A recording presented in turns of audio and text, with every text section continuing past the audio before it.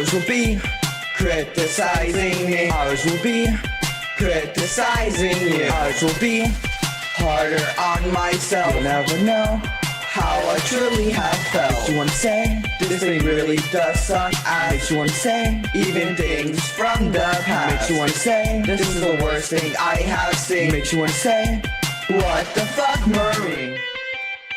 What the fuck, Marine? What the fuck, Marine? What the fuck, Marine? What the fuck, Marine?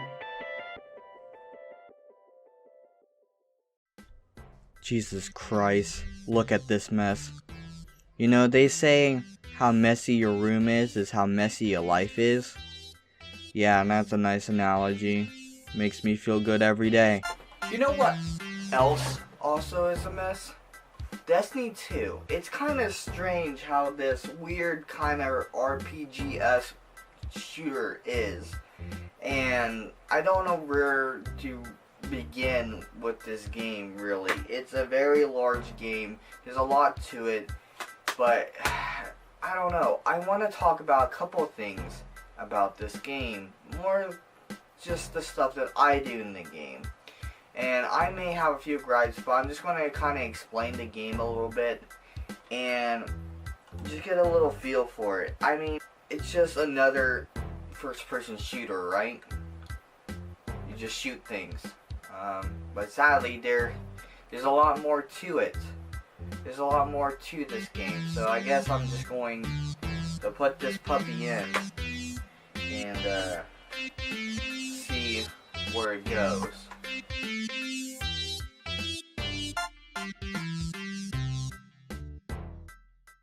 So here is the social hub where most of the vendors are. It's called the Tower. Now, to be clear, I won't go into any lore about this game due to the general lack of knowledge about it, and basically it's just way too complicated to get into. Our first vendor is Tess Everest. She's the cosmetic vendor. She's the only person that will actually take any real world money through a currency called silver. There's other currency she uses, like bright dust at the bottom left, and that is where you basically buy free stuff, and it cycles weekly. Next is the Postmaster. As you play the game, you gain loot, and with that you may leave some loot behind.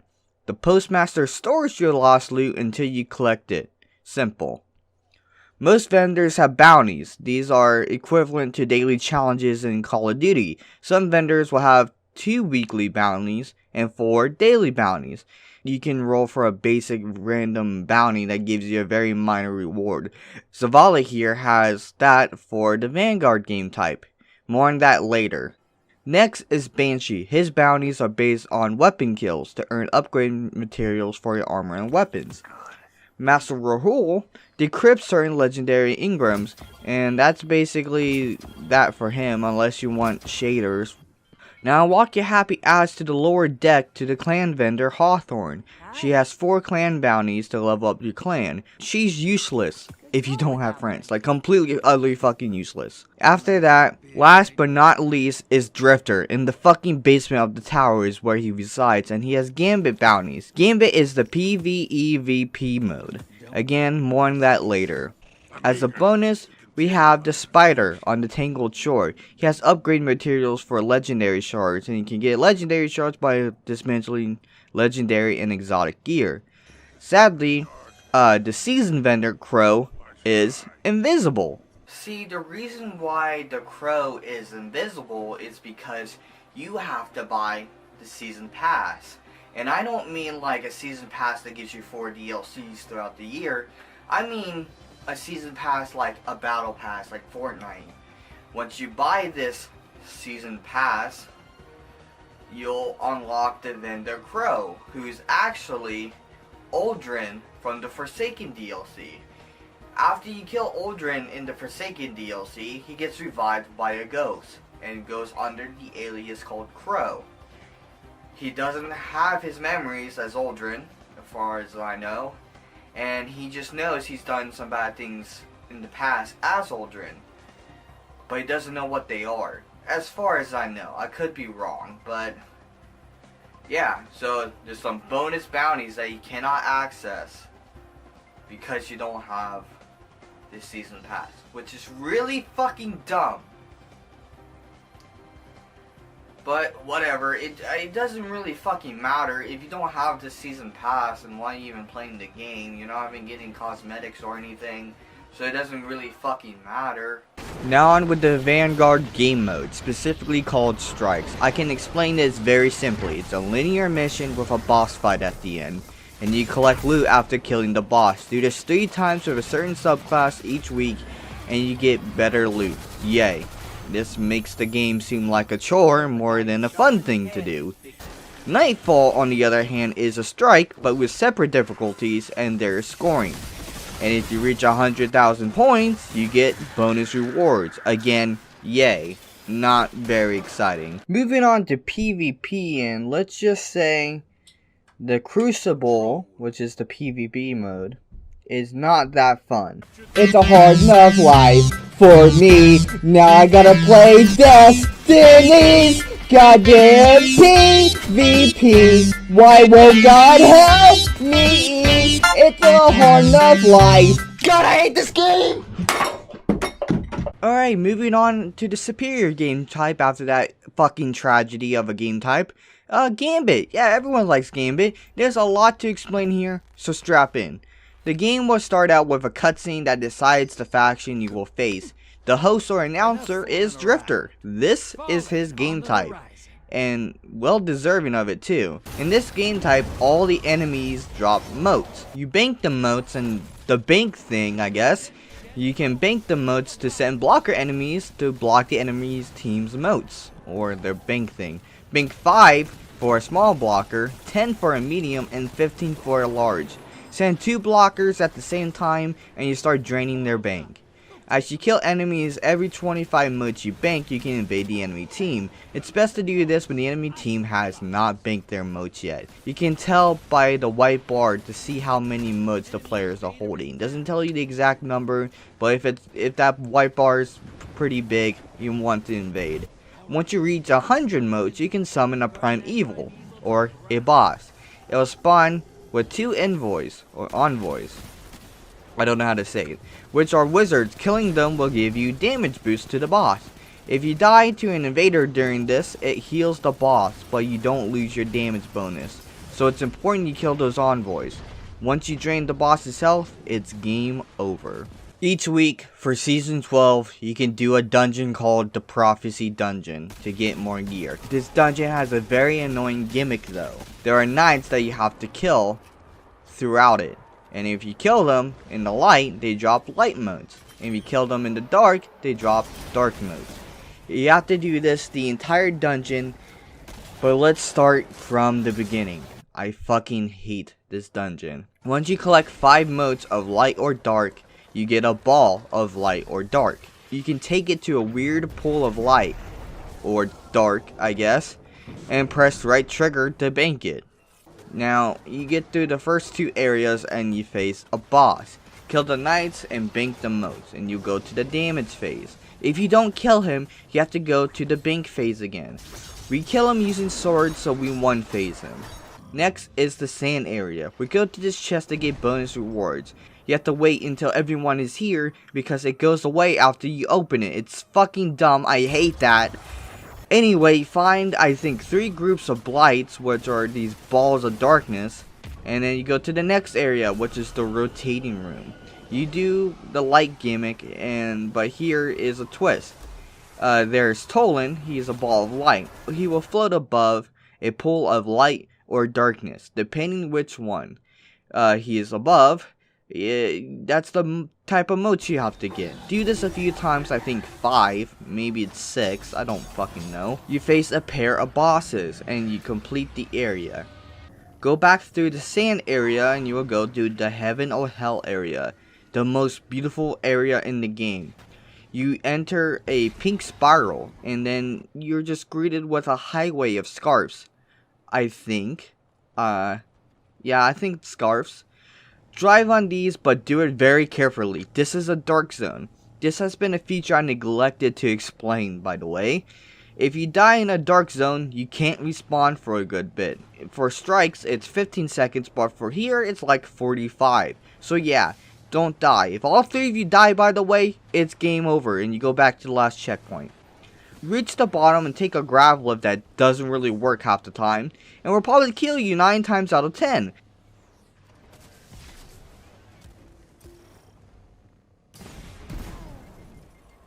And then fight the German army of thralls. Then final boss is in another rotating room. Again, do the moat bullshit again, but only this time it's 20 times harder because the boss cloned himself in front of every pool of light or darkness and shooting the fucking shotgun constantly. Bank 3 sets of moats and then damage phase.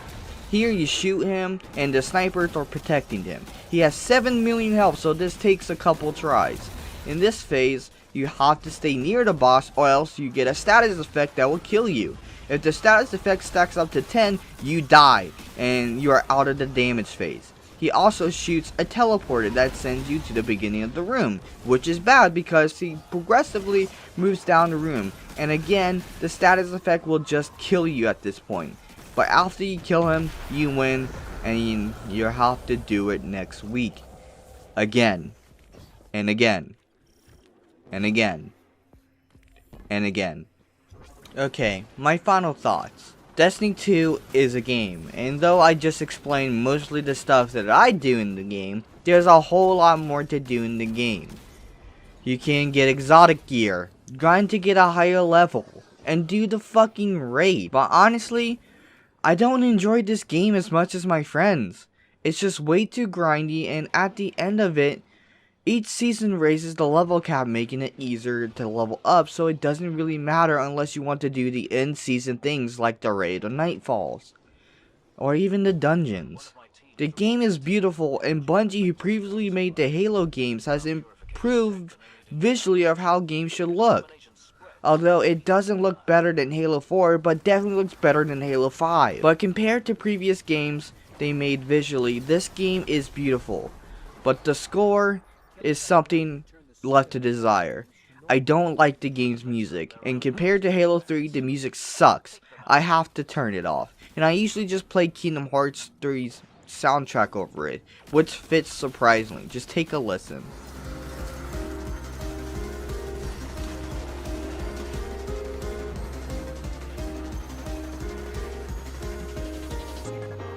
What lacks in score, it delivers in story, and since the Forsaken DLC, the story is actually interesting and engaging.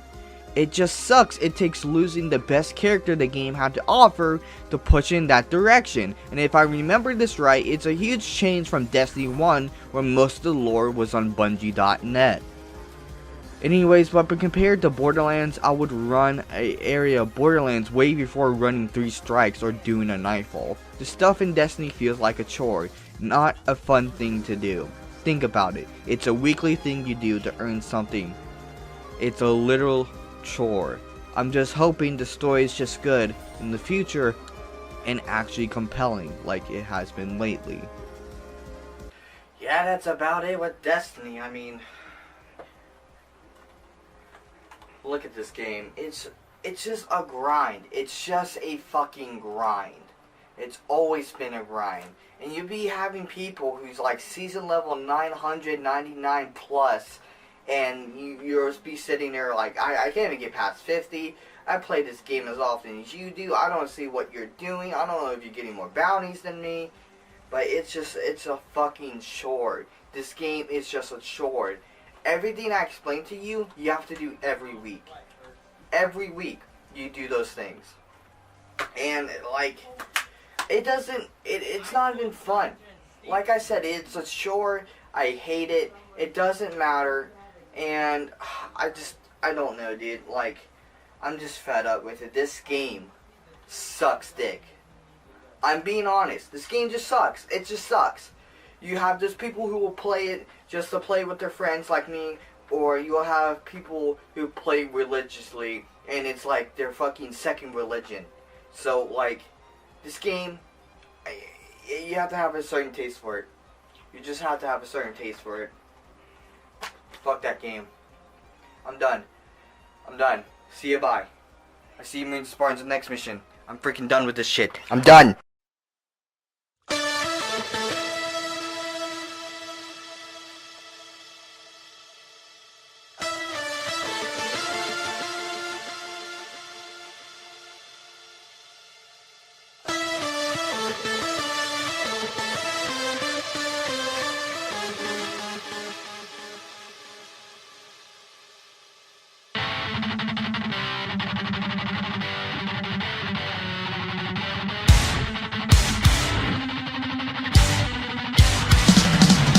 So Black Ops Cold War Zombies. It's a fucking hit. What can I say? It's one of the most popular zombies experiences that Treyarch has ever released. And, you know, I think Zombies is back to its former glory. It's like Black Ops 4 was a fucking nightmare, a bad dream that we can just forget about. I have so much to talk about today. Let's jump right into it. By the way, I hope you like the mood. It's gonna be like this the whole video.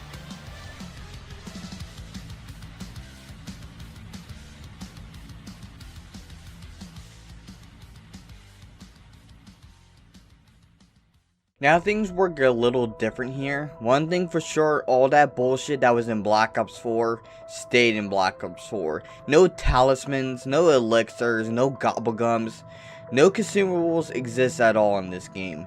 It definitely was a needed change since abilities to the player were RNG based through getting plasma or liquid diviniums or something like that. A problem that was created in Black Ops 3 was the player was too powerful. We discussed this very little in the Black Ops 4 Zombies review, how this affected Black Ops 4, with gobbleguns changing to elixirs with a huge nerf. This made the player base want more power and abilities. Another thing Black Ops 4 introduced was ultimates, all panic and high damage based. From death machines to Takio's katana, these ults saved the player in sticky situations. A big downgrade was the lack of personality of perks. They replaced all the perk machines with 4 default looking ones. Granted, you could pick what 4 perks you wanted on a single map, but again in Black Ops 3, Perkaholic and Stone Fountain made you get every perk that was on the map. So there was only one jingle for the perks in Black Ops 4, and that was the new Wonderfizz jingle. So again, lack of personality. Every other map in Black Ops 4 was a remake, leaving the player base wanting more. Remakes of Mob, 5, and Nuketown and Call of the Dead were cool and all, but barely had new things other than some cool wonder weapons like the Elemental Raygun Mark IIs. Trust me, my favorite map in Black Ops 4 was Alpha Omega, the Nuketown remake. It was big enough to be a whole new map, but the player base doesn't really agree with me with this statement. Moving on to the story, in Black Ops 3, the Primus crew was gathering their counterparts' souls to ensure a better tomorrow, but they were locked in a cycle by Dr. Monty. Every time they defeated the Shadow Man, they were sent back to the Great War to redo the cycle. Their goal was to eliminate the existence of 115 and make one perfect universe. In Mob of the Dead, Weasel was in a cycle of torment too, reliving his and his friends' executions over and over again, until he sacrificed himself to end the cycle. Ironically enough, Richthofen ventured to Alcatraz where Mob took place, to have insurance policy to exist in the next cycle. The book The Chronorium changed one time due to Weasel's cycle breaking, and the Chronorium told the future, and since it changed, Richthofen saw a chance. Instead of getting the blood vials to ensure the existences, he sacrificed himself to break the cycle. He was replaced by another Richthofen and then forgotten. This new Richthofen appointed Nikolai to be the new leader. The Primus crew teamed up with their counterparts from Black Ops 1 called Ultimus, and they went to Nuketown to collect the device to ensure the single universe existence. Monty found out about this and kills Dr. Maxis, leaving his daughter Samantha in the teleporter and sending her to the 2 crews, along with Eddie, who was the child version of Richthofen. Attacker Toten, the Victus crew, who was stored in Alcatraz, was released, and did Nikolai's task of getting the others part of the device. Once this happened, Nikolai did what had to be done. He poisoned his friends and had Samantha kill him. This ended the paradox that was created. By them existing, this one new universe was created. Sam and Eddie walk into this new universe hoping it was all behind them, and that the brave soldiers did what was impossible. Samantha has a lot of history behind her. She controlled the zombies at one point as she was on the moon, and she tormented our heroes and had a huge redemption arc, but it was not all behind her. In this new universe, her and Eddie parted ways, and 20 or so years later, she joined the B&D. She had intel that could help sway the Cold War, as she found out the old Nazi bunker that happened to be knocked to their Toten was being revived, and of course it had zombies. She was later captured by the Russians and sent to the Dark Ether, where she was left for days fighting hordes of zombies. She was later saved, and that was basically where we leave off. I know I left out many details, but people like Mr. Raffle Waffles and Mr. Dalek JD have some spectacular videos discussing this story, and I highly recommend you check them out. Anyways, going back to Cold War, as I said, Black Ops 4 left the player kinda weak. So in Cold War, we have skills. At the moment, there are 5 ammo mods, 7 perks, and 7 field upgrades. These upgrades replace the ultimates, and each skill has 5 tiers to upgrade. The first 3 tiers take no more Aether Crystals, Tier 4 takes 4 Refined Crystals, and Tier 5 takes 5 Flawless Crystals. Each type more difficult to get than the last. I won't go through everything. Things like the new perk Elemental Pop his ability like Electric Cherry has, leaving static shock around you every time you reload. And Jug has a Dying Wish like ability. Remember in Black Ops 4 where your 4th perk had a special ability? Well, now all perks have a cool or nifty ability when you reach the higher tier, so that's kind of cool. The field upgrades are not all panic based other than 3, I think. The best ones are Healing Aura, Frenzy Guard, and Aether Shroud. And these are kind of your panic based field upgrades anyways. Again, these do a lot in higher tiers, so I won't go over all the upgrades. Healing Aura revives players, Frenzy Guard gives armor and makes zombies walk. And I think it's a creative way to return dead men walking, by the way. And Aether Shroud is basically an in plain sight, making you invisible to zombies. Ring of Fire is good too, and it's easy to DPS elite zombies since it boosts damage when you're in the Ring of Fire. Starting out, you can notice a difference in gameplay. Like in Black Ops 4, you have a starting weapon, but in this game, it can be any weapon. I usually have a shotgun, and it outdamages all the weapons in the game, even wonder weapons. Also, the point system is very strange this time around. They're not damage based like in Black Ops 4, and they're not hit based like Black Ops 3. They're kill based, and allows assisted kill points too. So if I shoot a zombie, my friend kills it, I get as much points as my friend gets for killing it, if that makes any sense. And the zombies drop equipment and salvage. Salvage is the new secondary currency to zombies. It was worrisome at first, but I like it now. There's a common and premium salvage. You can use this to craft grenades or kill streaks. And yes, there's kill streaks in zombies now. Pack-a-Punch in both maps are outright easy to get and very simple to unlock. It's a breeze compared to Dead of the Night. Once we get to Pack-a-Punch, you see a menu pop up. Some people don't like this because it's clunky, but I like it because I can tab over and pick my ammo mod and be done. I don't have to keep Pack-a-Punching and wait for the animation and rely on RNG to get Deadwire anymore. No, it just fucking does it. It's sad to see the flare of the gun entering the Pack-a-Punch go away, but it's just so much smoother and less risky, and less RNG based, by the way. Also, we have the armory. Instead of finding 3 shield pieces, you can just buy armor with salvage, and it's pretty cheap too. And on the other hand, you can tier up your weapon's rarity. This also boosts damage a little bit, but nowhere near as Pack-a-Punching. Granted, Pack-a-Punching twice as 15,000 compared to the 2,500. It used to be in Black Ops 4, and you had to pack 4 or 5 times to get it fully packed in Black Ops 4, and it took way too long. Where in this, it's fast and easy and it only takes 3 packs, but it is 50,000 points total to Pack-a-Punch, where in Black Ops 4 it was 15,000. But because of the point system, it's just so much easier, and still easier to pack in Cold War, because of the point system, which is very vital to this game. Also, you can buy every perk in the game. The difference in this game is perks go up by 500 points with each more perks you have. Starting at 2,500, No more relying on RNG to get powerful gear or whatnot, or powerful gobblegums, whatever the fuck.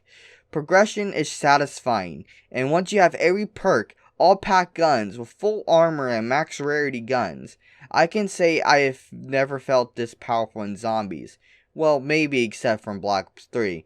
But anyways, I love it. If the perk is not on the map, it's okay. Go to the Wonder Fizz. It pops up a menu of every perk in the game and not just in the map. So again, no RNG, no animation, you just get it. If you don't want to play anymore, just exfil. It's a challenge and you must kill all the zombies to evac. On Die Machine is a little bit harder, but on Outbreak and Firebase Z, it's pretty easy. Alright, anyways, in conclusion, and I have a lot to say, Zombies has never been better. I play every day and saw problems that Black Ops 4 just clearly failed to solve. The story's still interesting, all the perks are powerful, and I feel the growth as I play. It's pretty punishing when you go down though. Losing up to a maximum of 4 to 5 perks is a heavy blow, and if you die without Tombstone, all your salvage is gone, making it impossible to get armor in the later rounds. So it's pretty high risk, high reward the entire time you play. Elite zombies like Megatons are pretty annoying, especially in later rounds. But then, again, a shotgun outdamages all the guns. So you have a shotgun, it's pretty easy to take them down. But that leads to my only complaint. Barely any guns are viable. Zombies' health caps at around 42, their sprint becomes super at around 52, and zombies' damage has no cap, making shotguns the only weapons reliable for this game mode.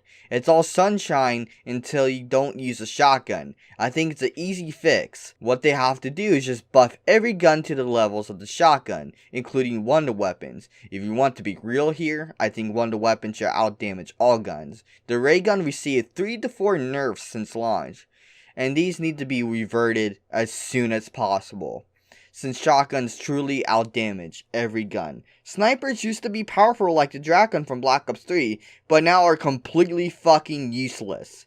There are no special weapons like Mustang and Sally's, and rocket launchers are also useless. Remember the Helium Salvo from Black Ops 4?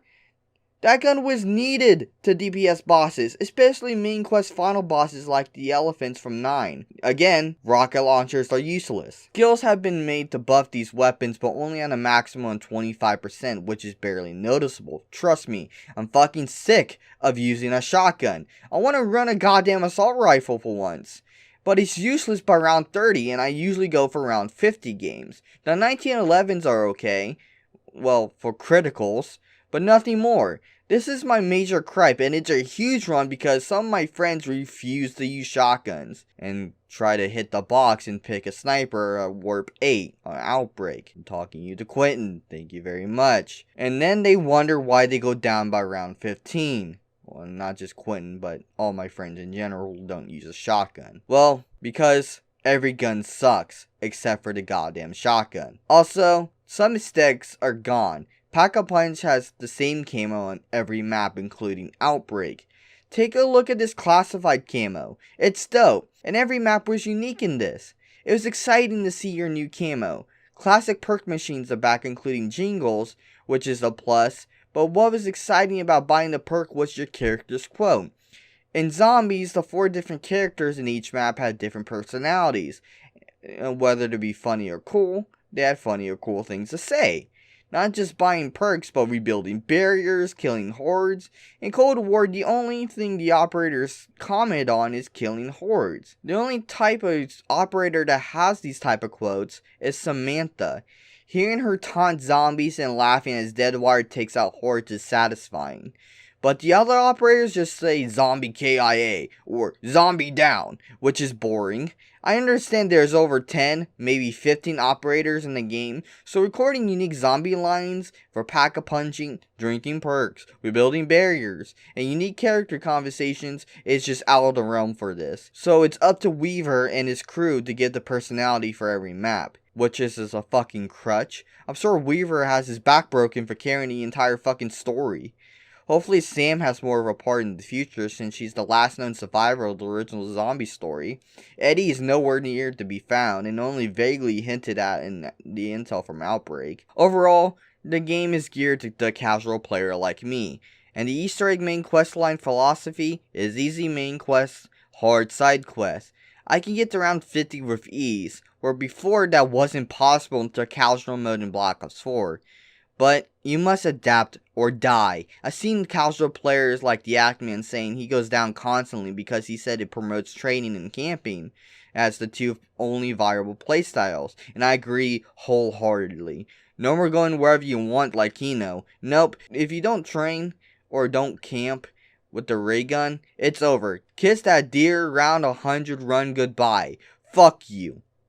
Nah, but really, high round runs are really easy due to self-revives being unlimited, as long as you have the salvage and get to the crafting table, where before you were limited to 3 in Black Ops 4, and 3 quick revives in Black Ops 3 and earlier. That's it. That's all that I have to say. I know it was a lot, but I think we both can agree that Zombies is back at its former glory. Now, if they just buff the weapons, I think everyone will enjoy. Right now, there's kind of a debate of which one is better, Black Ops 3 or Cold War. Well, I'm pretty set on Cold War right now. That's where I stand, at least. Because you just never felt more powerful ever. You feel so fucking powerful now. And I love it. But, I'm just a Marine. And that is just my opinion. I'll see you, Marine Spartans, in the next mission. Marineman out. Bye-bye. I've been wanting to do a lot more reviews lately, and do more stuff in general. Hold on, I'm getting a phone call. Hey, Marineman! Who is this? You know who it is. It's me. No, I don't know who this is. Yeah, you do. It's me, Closeted Chad. Closeted who? Who are you? Why are you calling me? Now, Marineman, I had this perfect video idea. All you have to do is react to the rise and fall of Slim Jesus. It's the perfect video idea. Anyways, Chad, is it? I wanted to review more games. Why would I go back to Slim Jesus? Oh, come on, Marineman. You review Slim Jesus or whatever the fuck every year. You review music every year. I know, Chad, but it's literally pointless doing it every year. It's kind of getting old. Trust me, bro. It'd be a perfect idea. And if you don't do it, I'm gonna come out of your closet and come kill you. Okay? I'm gonna call the police now. All right. See you later.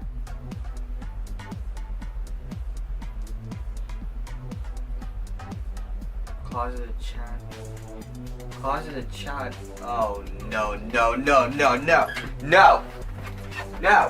What the fuck?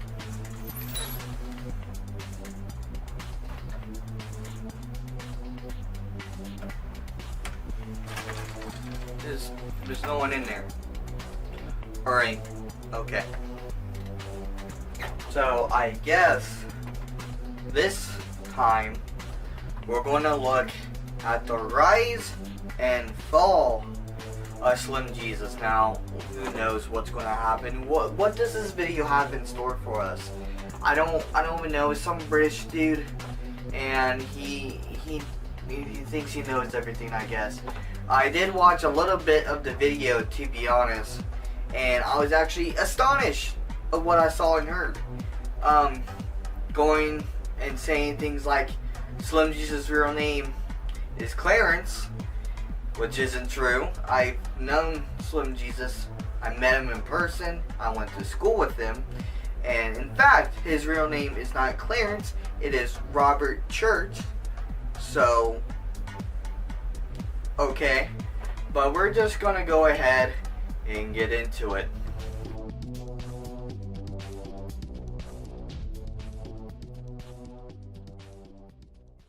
Alrighty, it's been a while since we did this type of style for What the Fuck Marine. So, we have Trap Lore Ross.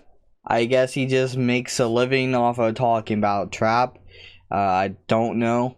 And it seems like this video has been doing well. Almost 400,000 views, 12k likes. So, we'll go into this, see what it's all about. and we'll just where should we start here? Like probably here. Okay. Slim Jesus. To some, he's the Rebecca Black of Chicago Drill. To others, the human AirPod. Or if the YouTube comments are anything to go by, the rap game Caillou. He might not be able to turn water into wine, but he can turn water into a 9 with an extended clip and a laser beam on the top. And in 20... Okay, I have so many questions right now. Is he just going based off of what other people have said? Because if that is, and he's not doing his own research, that is something to be concerned about. I'm gonna hide my face cam for the most of this, and we're going to continue. In what can only be described as a Chirac miracle, he managed to turn a nerdy white boy from Ohio named Clarence into... No!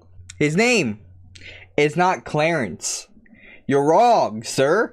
I said this before in the intro, but I'm going to say it again because his name is Robert. Hold on. I'll be right back. I'm going to take my time for this. Where's my yearbook? Dang it, I was in 8th grade in 2012. That was useless. That was useless. You know what? I'll find you some proof. Hold on. I'll find you some proof with a TH. Look, I found some proof. I went to his fucking personal Facebook. There he is right there. And this is real. This is real because that's his engineer. That's another. Look, it's Justin Eldridge. Someone we looked at. Look. Oh, I don't mean to dox these people on their personal Facebooks, but like, I know these people. I just want to give you proof that this is his personal Facebook. That's him, right fucking there. What is his name? What is his name on? Holy shit! It's even on Google! And you say his name is Clarence? It's a simple Google search! Holy shit, dude! It's that fucking simple! Oh my god! A simple Google search brings up his real name. I didn't even have to even prove his entire fucking existence of his real name. I literally just had to Google it because people have actually figured out his real name now. Oh my god, you know this is a big moment when people are actually getting your name right, because the longest time it was literally Clarence. Everyone thought his name was Clarence, like it was fucking 8 Mile or something. No, for the longest time, and I just can't believe. I'm astonished. I'm astonished that people have finally figured out that his real name is actually Robert. But according to this man right here, he thinks his name is Clarence. Dude, you need to update. See, I even made a comment. His name is Robert, not Clarence. Like, hello, like.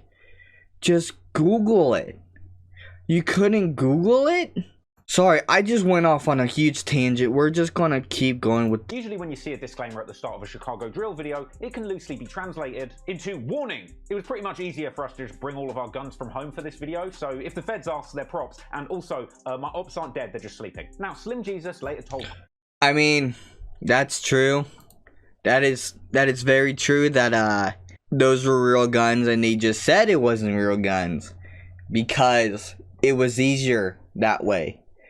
So, that's very true. All of the gun-toting G's behind him were actually minors, and he's really just trying to keep the cops off his back. But in reality, hey, perhaps Slim Jesus had been keeping it real with his audience all along. I don't think they were all minors, because I know Shakes was one of those people, and Shakes has been to jail several times, and you know, I don't think they were all minors, and Shakes has been to jail, not juvie, I think.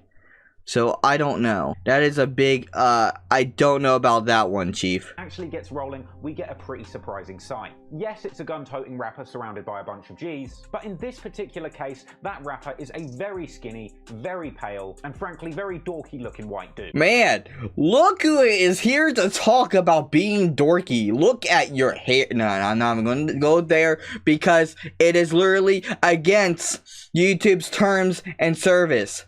So... whatever, we're just not gonna go there. If you heard the song Drill Time before seeing the music video, you may have actually been convinced that this was some real Chicago street shit. Because the song is delivered well, hardly, that make for a truly thugged out drill anthem. Slim Jesus famously said that he's posted up on his native Frank block. You see, despite being one of the biggest legends of Chirac, Slim Jesus is actually from Hamilton, Ohio, which I looked up on Wikipedia and it actually looks kind of delightful. Apparently in 1986 they even legally added an exclamation mark to the end of their name, so you have to pronounce it like Oklahoma. But don't get it twisted, because if Slim Jesus is to be believed, Hamilton, Ohio might as well be called Lil Chirac. Shit, Hamilton? They should rename it Blamilton. In fact, Slim Jesus himself frequently says, in an effort to fluff up his street credentials, that historically Hamilton's had so many gangsters that it did used to be known as Little Chicago. My city's been known as Little Chicago for like a long time, because like back in the day, like mobsters and stuff had like houses there and stuff, so like it's always been like heavily influenced. Okay, that is a little bit true. They also called it Chirac. If you want to be real, like they call Chicago Chirac, and they call Hamilton Little Chicago or whatever. It's a little bit true, but that is just overblown, proportionate bullshit. Like that is like Hamilton is not like literally a gangster's paradise. You know, it's literally just normal shit. So, Slim Jesus is a certified Frank block hitter, in this case referring to 800 and Franklin Street in Hamilton, Ohio, which doesn't look too bad, to be honest. Is this dude just literally doxing my guy? Did you really just dox my dude's location here on YouTube? With over almost 400,000 views. Now, like, 400 block, that might not be the exact location. Or maybe that is. I mean, I can tell you, I seen the pictures of him on one of these porches. I'm not gonna say which one, so you don't go fucking get my dude for no reason. Not like anyone would. But why did you just dox my guy? Do you have any explanation why you just doxed my dude? That lean and walking around like a kickstand? Not surprising when you remember that Slim Jesus literally resembles a bike kickstand. Oh, and of course he's bragging about doing murders, catching bodies and beating cases, even though the only cases this guy is catching is aftermarket Caillou ones. Look, I know it's hard from these lyrics to believe that this 18-year-old savage Are you just going, is the fucking point here just like literally just like bashing my dude the entire time? Is that what you do? Like, I'm not coming here to defend him or anything, because I could literally care fucking less. I don't understand this whole segment, just breaking down his lyrics, and now I'm gonna insult him. But that's what I do, so I fuck me, I guess. I don't know shit. Alright, let's stop right here and talk about when Drill Time went viral around here. Holy shit, the entire life of my existence turned upside down, because if you don't remember, if I go over to my handy dandy, where is it? I found it. It was in Kingdom Hearts instead of MCC. It makes so much sense because I like Kingdom Hearts a lot more than Halo now. But this poster, if I can open it up, this poster was passed out to like everyone at my high school a year prior to Drill Time blowing up. So when fucking Drill Time blew up, you knew who they fucking went to first? They went to me and said, hey, how do you feel about Drill Time blowing up? And Slim Jesus this, Slim Jesus that. And I'm like, dude, what can I do about it? I'm just in his shadow now. He has literally grown so big that I've literally been left behind in the shadow. And you know what? This fucking rap battle never happened. You want to know why? Because me and him, neither one of us could freestyle. None of us could freestyle. I was just starting my my music career. I started sophomore year. It was junior year when that happened. Robert literally started his career in music, and he was just making stupid songs like Swaggy Chan and stuff like that. Like, no one knew that Slim Jesus was gonna turn a 180 and then blow up all of a sudden. No one thought it was gonna happen like that. No one could have predicted it was gonna happen like that. It just happened, and that's where we're at. Slim Jesus all day, I'd have loved to have seen that. Twitter thug, cursed investor, and occasional rapper Meek Mill posted Slim Jesus with the simple caption, "LOL." I assume in an effort to spark a beef that he might actually have a shot at winning. In a stark contrast to Meek Mill, genuine driller Montana of 300 tweeted saying that he was down to collab with Slim Jesus. For a minute it seemed like Lil Wayne Kisser and Cash Money bald head honcho Birdman was also trying to sign Slim Jesus, after King Yellow leaked a clip seemingly depicting him on a three-way call with Slim Jesus and the Birdman himself discussing a record deal. Probably one of the funniest things about Slim Jesus and that record deal was him literally burning the contract. That they sent him the contract, all he had to do was sign it, and guaranteed wealth would have like came in. But he literally burned that shit. He literally caught it on fire. He literally took a lighter to the contract and burned it. I never seen so much wasted potential in my entire life. Like, look at all these people that he could be with. Nicki Minaj. He could have been with Nicki Minaj, Drake, and Lil Wayne, and you're telling me this dude just decided just to throw it all away? Like, that is the craziest shit I have ever seen in my entire life. DJ Vlad, who upon discovering Slim Jesus appeared to be as thoroughly entertained as the rest of us. And from here, Officer Vlad immediately set out to thoroughly investigate Slim Jesus and discover whether this little Frank Block legend truly did have any prosecutable crimes under his belt. Now, I know everybody hates on DJ Vlad now for trying to expose people's criminality via interviews that they've consented to be there for and answers that they have voluntarily given, but let's not forget that back in 2015, everybody wanted to know one thing: is Slim Jesus really about that life? And it was DJ Vlad who stepped up to the plate and found out once and for all. Like, I don't know how to fucking tell you that this guy literally worked at a Walgreens right after high school and then went and did music for fun. Like, I don't know how hard it is for people to realize, art, the act of doing something, are two different things, and sometimes they never fucking meet. I don't know how people just do not think that that couldn't be the case. But as you can see here, involved were you streetwise? He's just going to tell him straight no. Like, I'm not out here catching bodies and shit, obviously. Exactly. You have a criminal record at all? Nah, I'm straight. Yeah, I respect the fact that you're not trying to make up no shit right now. Yeah, no. I'm about, like, I make music. Yes, Slim Jesus spilled the beans to DJ Vlad in a now It was iconic simple. interview, admitting to him It that was not only is he simple. not really in these streets like he suggests on Drill It was Time, simple. but also copping to the This fact is that not all the happening. gunplay in his raps and videos are straight up cap and all for style points. Why the gun lyrics? Like, the whole song is basically about shooting guns. Yeah. If I rapped about driving around in a fucking car and like fucking listening to country music, nobody would give a fuck about that shit. Meanwhile, fellow inspiree of the track Drill Time, G Herbo, came out after Slim's candid interview suggesting that he had lost respect by admitting that he was a phony. He should have at least lied. Shit, that's what rappers do, lie. You gonna lose respect when you're not being yourself. You're gonna lose respect if you're not being. Listen, G Herbo, whatever your fucking name is, dude, everyone's playing a character. No one's real at all. When's the last real person you've seen?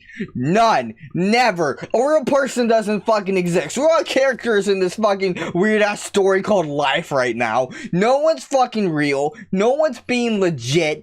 Everything is bullshit. Don't believe yourself. Don't believe other people. And most of all, don't believe what you fucking hear. Because it's all fucking bullshit. Everything all my credibility that I tried to get, I looked for 20 minutes for this fucking poster to keep my credibility. But guess what? Don't believe me. Fuck you. You don't know shit. Another white-bread Chicago driller by the name of GMEBE Bands was beginning to get some clout off the back of his track Demons. His appearance, the vibe of the song, and the music video ended up attracting a lot of comparisons to Slim Jesus, provoking an emotive response from GMEBE Bands, who duly trashed Slim Jesus for not being a real gang member like him. He is not no Slim Jesus, bro. We really in these streets. Like, I'm not droning off of none of that Slim Jesus. None of that talk, bro. All that talk that's going on social media, bro. You know what? It probably gassed my shit up, but that I'm not droning off that, bro. I'm not Slim Jesus, bro. One thing. Slim Jesus isn't dead. That's all I'm saying. One highlight was Slim Jesus getting his own mic snatched on stage at a concert in Ottawa by a rapper named Black Jesus. Support real hip hop, bitch. Like the diss songs, Slim Jesus took this in pretty good humor and quickly posted a video on social media mocking the situation. Next time we run into Slim Jesus, we gonna find out who the real Jesus is. We're gonna have to beat him. Rap the camera down with his own camera, man, you know. But little did he know there was a wave of Jesuses. Jesus I? Inbound, hell-bent on stopping Slim Jesus getting bags by any means necessary. Many Jesuses, many copycats just trying to ride the coattails of someone who did something really big because of the color of his skin, the way he looked. It's just really weird how people's appearance can just like blow everything out of proportion. Like if Slim Jesus was black, he wouldn't have blown up the way he did. It would have been just another rap video probably. But because he was white, skinny, and he looked kind of funny maybe, it blew up. I mean, and now we have copycats who are trying to ride the coattails of something that was really huge. And they couldn't be creative enough to change the word Jesus out of their names. Or they were already existing in the first place. I don't know. I don't know, dude. Like, just get with the program and just make your own shit. And it's not surprising how much time Vlad spent interviewing Slim Jesus considering the bag he was getting. Because that very first interview with Slim Jesus very quickly became one of the most viewed videos on Vlad TV, racking up around 3 million views in 3 weeks. Hey, it just goes to show, when there's an opportunity, you fucking take it and you just gain wealth off of it, I guess. Like, it's just insane that Robert has went from just this guy who was being made fun of in school for his music that he didn't take seriously at all, and then he made one serious song, and then now like he has this persona that he has to strictly follow because everyone think, oh, he's not hard enough, he's not really about it. But dude, this character Slim Jesus is what people fucking strive for. This is what people fucking want. I know Slim Jesus quote unquote fell off since then. I mean, 2015 seems so fucking long ago. 6 years is like, holy shit, like what the hell, we're in 2021 and Slim Jesus is still making music? Like, dude, like it's so crazy. People strive for Slim Jesus and now we're here. It's like everybody calls DJ Vlad a culture vulture for profiting off the rap culture, but then they're also calling Slim Jesus a culture vulture for being a phony, even though Slim Jesus has more in common with a regular vulture. So if Slim Jesus isn't a culture and DJ Vlad is profiting off Slim Jesus, make your own jokes. I bet someone else is writing this shit. Or is he a double culture vulture? Or is he a culture vulture vulture? And now I'm making a video about it. Does that mean I'm a culture vulture vulture vulture? Yes.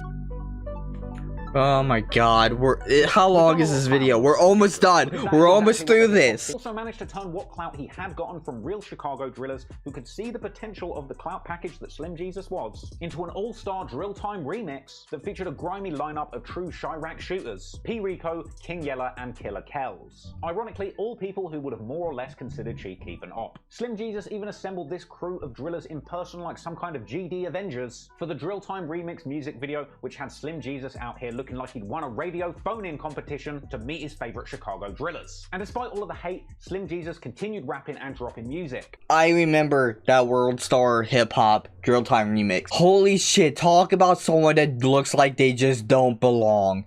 I bet he just felt so out of place. Like, even though it was something he does, I would feel so fucking out of place, dude. Like, that is insane. That he just went on and did that. A remix of Take Ace the Race that has over 13 million views on it to this day. Jesus Christ. A video that racked up 500,000 views in the first 2 days after uploading. In September, he dropped the track Warning Shots, which included so many guns you can tell he didn't buy those with in-game currency. Out here looking like shark card Jesus. Of course, there were still comments saying things like, when dropping little Timmy off in the hood to scare him straight backfires. But Slim kept it moving. That was pretty funny. Major League in December 2017. A track that was generally well received, and in this case, comments overwhelmingly praising Slim Jesus' rapping ability. Good! This track in particular, it's about fucking time! Good. This one also gets an A+ in set design from me for this scene where Slim Jesus raps in front of a spray-painted wall that says "fuck the ops" with a lean bottle underneath it. Arts and crafts on 100 for that. You know what? Slim Jesus actually did more for the hip-hop scene than you could ever possibly know. That is facts. Made it okay for dorky-looking nerds like me to be taken seriously as a driller. Lil Bibby himself said that he liked Slim Jesus' approach because it would open the door for future musical artists who don't really live that life to come through the door and have success. And to me, that's a good thing. In my opinion, if the music is strong, it's not really important that the guy rapping actually Oh my did God. hold the street. We got it! That's the point! That's the point! Rappers to be killers and gangsters, because when they do end up getting inevitably killed, there's no more music from your favorite artist. Exactly. I'd rather King Von was a fraud and not really about that life, so that he could still be alive today dropping fire music for his fans. Slim Jesus was one of the first rappers to truly make it okay to be honest about who we are outside of what we say in our raps, but still being able to talk that grease on a song and say whatever you gotta say to make it lit. Alright. We're done. That's it. Okay. That was a lot. We spent about like 40 minutes. I'm gonna try to cut this down as much as possible. There's a lot about Slim Jesus that I like and I don't like. His music is one of those kind of things in the middle. Sometimes the song lays good with me, sometimes it doesn't lay good with me, and I only give it one listen. Drill Time is always a banger. Drill Time will always be a banger, and I cannot ever take that away from him. Other songs, I give him one listen and that's about it, because that's not my type of music. But it was very astonishing to me when I went from about to rap out of Slim Jesus to being in his fucking shadow for the rest of my life. It's still very irking to me, and I'm waiting for that day for being blown up in the middle of the night when I put out a song or put out good video. Slim Jesus isn't bad. Robert Church isn't bad. In fact, you want to know Marineman's true opinion about Slim Jesus? I like Slim Jesus. I've dissed Slim Jesus since the first fucking episode of this show. And now, my opinion has been swayed, my opinion has been changed, and everything about my previous opinion is non-existent. I like Slim Jesus. I know.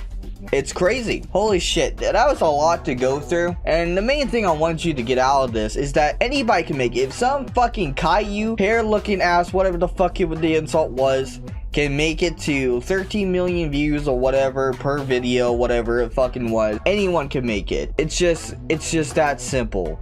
This was a long video. I'm gonna try to edit it down. There's a lot of bullshit I just let him run and play. But I'll see you, Marines and Spartans, on the next mission, and hopefully we don't have to go through another episode like this, because it was very long and time consuming. Marineman out. Bye bye. Minecraft. What can I say?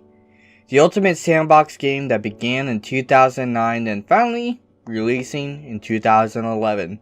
It was a phenomenon during the beta stages. Notch, or also known as Marcus Parson, was the leader developer. Gens took control after the release, and Minecraft was bought by Microsoft, giving the game a whole new light into the mainstream. YouTubers like The Creatures made the game popular in the beta, but after Microsoft bought it, they brought it to the Xbox 360 on May 9th, 2012. There was an E3 conference saying Minecraft was coming soon, but didn't have a date. Every day around the 360 release, me and my friends speculated when Minecraft was coming out. Here's a rough example. Are you ready for Minecraft to come out today? Oh yes, I'm very ready for Minecraft to come out today. I've been waiting for so long for Minecraft to come out. You know what? Today is Tuesday, and I bet Minecraft is going to come out today. Even though we had no reason to believe Minecraft would come out today, and we had no news, no nothing, and we were just assuming Minecraft is going to come out today. So I think that is a very good reason to believe Minecraft is going to come out today. I agree. Let's come back tomorrow and play Minecraft. Okay. And then Minecraft doesn't come out, so guess what? We come back to school the next day. Hey, Minecraft didn't come out last night. Oh yeah, it was very weird that Minecraft didn't come out last night, even though we had no reason to believe Minecraft would come out, even though there was no news, no nothing that Minecraft was coming out. It just, we just sat there on Xbox waiting for Minecraft to come out. So, I guess we'll just come back next week. So anyways, have a good day at school. See you, bye. And then Tony would become Angry Tony and not have Minecraft. Once Minecraft was released for the 360, memories were made, and the rest is simply history. Well, sorta. See, Legacy Console Edition was the 360, PS3, PS4, Wii U, Nintendo 3DS? What? Anyways, it was that kind of era of the game. The game was only 1 mega chunk, meaning you can only fill up a map from the game. And that was it, compared to the infinite world space the PC had. No, PlayStation didn't even get Minecraft until December 17th in 2013. Jesus Christ, it's like a year and a half later. That's fucking ridiculous. But hey, that wasn't it for Console Edition, because around the corner, the Xbox One Edition was released, and then after that, Minecraft Bedrock Edition release. Hooray! This edition was the universal edition for mobile and model consoles. Unlike its PC counterpart that was made in Java, it was written in C++. How disgusting!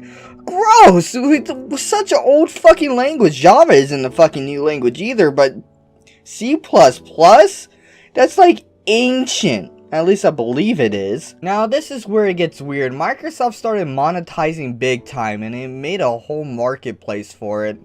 Or it could have been Mojang, who knows, no one has a fucking clue. Now there's mine coins and whatnot, and some of the worlds are cool, and some of them are called mashup packs, which give a new music and a new look to the game. Kind of like the Halo and Star Wars mashups, for example. Or redo the game entirely, like the new Sonic one. Also giving dynamic skins that don't look like normal skins in Minecraft. And multiplayer is a breeze, just invite and play. If you want a dedicated server, you can do that by buying a Realm subscription. And do it that way. It's fairly easy to play. On the PC, now called Java Edition, it's a pain in the ass. From port forwarding IPs and all that other bullshit. What happened just to invite? Why is there no friend option on the PC? It makes no sense. You can buy a Realm too, but you can't play on it with mods or anything. You always have to be updated to the latest version of Minecraft. Also, the marketplace on PC is locked behind Realms, which is stupid. All the good fucking maps are there. And the only good one I can find online is Quad Mountain, which is as old as the fucking game's beta. Well, since Bedrock was made in C++, the game feels different. But unfortunately, this is how I got my hands onto the game. It felt natural in the hands of a controller. Building speed was tied to your movement. A crafting book was added so you didn't have to do it yourself. It's a thing Java was still later on, and commands on Bedrock are completely different due to different code. Colored text is now possible, but the one thing that was missing from this game that made Minecraft feel like Minecraft: mods. Yeah, that was a mistake. Ignore my Kingdom Hearts HUD, but this is how I like to play Minecraft on PC. Though Minecraft has a load size for mods maxing out around a gig or two of simultaneous loading made this pretty difficult for me to mod specifically. Low frame rates and freezes plague my game every once in a while. Still, Optifine doesn't help, which is a mod that helps you run the game better. But it's bearable, and shaders make the game pop out and feel modern. Mods make replayability crazy and new every time I get onto the game, and everything loads faster. It's Minecraft in its pure form until I have to use a keyboard. I don't know about you guys, but since Atari, gaming was meant for controller. I don't know how to explain it, but going from this to this just sucks. I don't know why, but it just feels different going from this to that. Now, I know a lot of players do it, and players do it every day, but I always felt like gaming was always meant for a controller. The reason being, for me at least, is just it's easy to do in the game from my brain to my hands to the game. And what I mean by that is that I can think what buttons to press specifically a lot faster than I can on a keyboard. Now, I'm really used to using the WASD keys, but that's literally just about it. Using different keys to do different actions and whatnot doesn't really translate well in my brain. And overall, like, it doesn't feel good in my hands either. My hands usually cramp up, and it's just not a good time, and I don't find myself playing with a keyboard for a very long time. I could do hours and hours of playing on a controller, but as soon as I start to hunch over this keyboard over here, my hands cramp up in the first 25 minutes. Now, I might get used to it the more PC gaming that I do, but as of right now, that is not my way to game. I'm going to stick to my console and play how I want to play, and that is with the controller. Now, going back to the Java edition of Minecraft, there are mods that let you use the controller, but it doesn't really translate very well. The cursor is really slow with the right analog stick, and building is just not very ideal with the analog of the triggers. PC Minecraft is used to clicking to build, so it's very fast, slow pace, I guess. With the triggers, it takes time to actually activate, so it doesn't really do it justice building on controller on PC. I'm very sure if I use mouse and keyboard to build, it might be easier experience, but I don't want to try it because I just can't do it, and I refuse. So, anyways, yeah, I'm gonna stick to this and not do that. I don't like that. That makes me upset that there isn't a built-in controller option.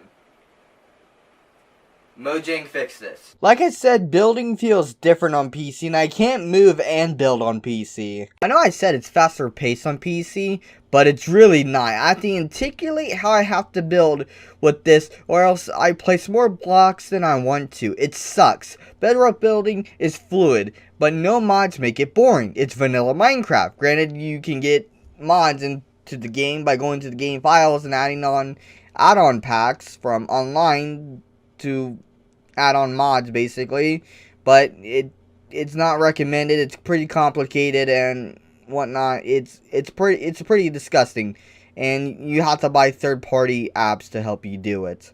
Overall, the whole debacle between Java and Bedrock is just a incredible fucking mishmash of bullshit. So basically, which one should you play? Well, if you're a PC player and you know how to port forward and you know how to play with friends easily, go ahead and play in PC. But if you're more a casual Minecraft and okay with not having mods or anything, go ahead and play console, but it's not the full experience and it's mostly half-assed the entire time. Now, I do have to say, with the online community, there is some mods that you can download. Again, you have to use third-party stuff to help you install those mods, but mostly it's pretty half-assed and the mods don't really work all the time, and you can even script your own mods, which is fairly easily if you know how to use the command. Anyways, that is just all I have to talk about. I know there's some combat differences with the game, like the sweep bullshit that I didn't mention, but like, anyways, I don't want to go into specific details of every little detail that's different between Java and Bedrock. I just want to give you a general idea about these two different editions of Minecraft, and why it just boggles me that they are so different, and why it's just not one unified edition that just has mod support and that is on console and supports shaders and stuff. It's just very, very dumb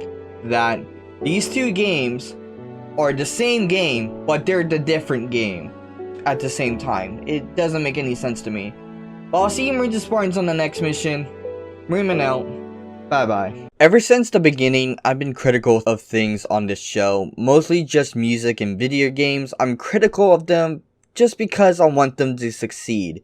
If it's not good, it won't succeed. I've reviewed music such as Slim Jesus, games like Black Ops 4 and Cold War, even people's bad takes such as 8 Thoughts, who is no longer on YouTube by the way.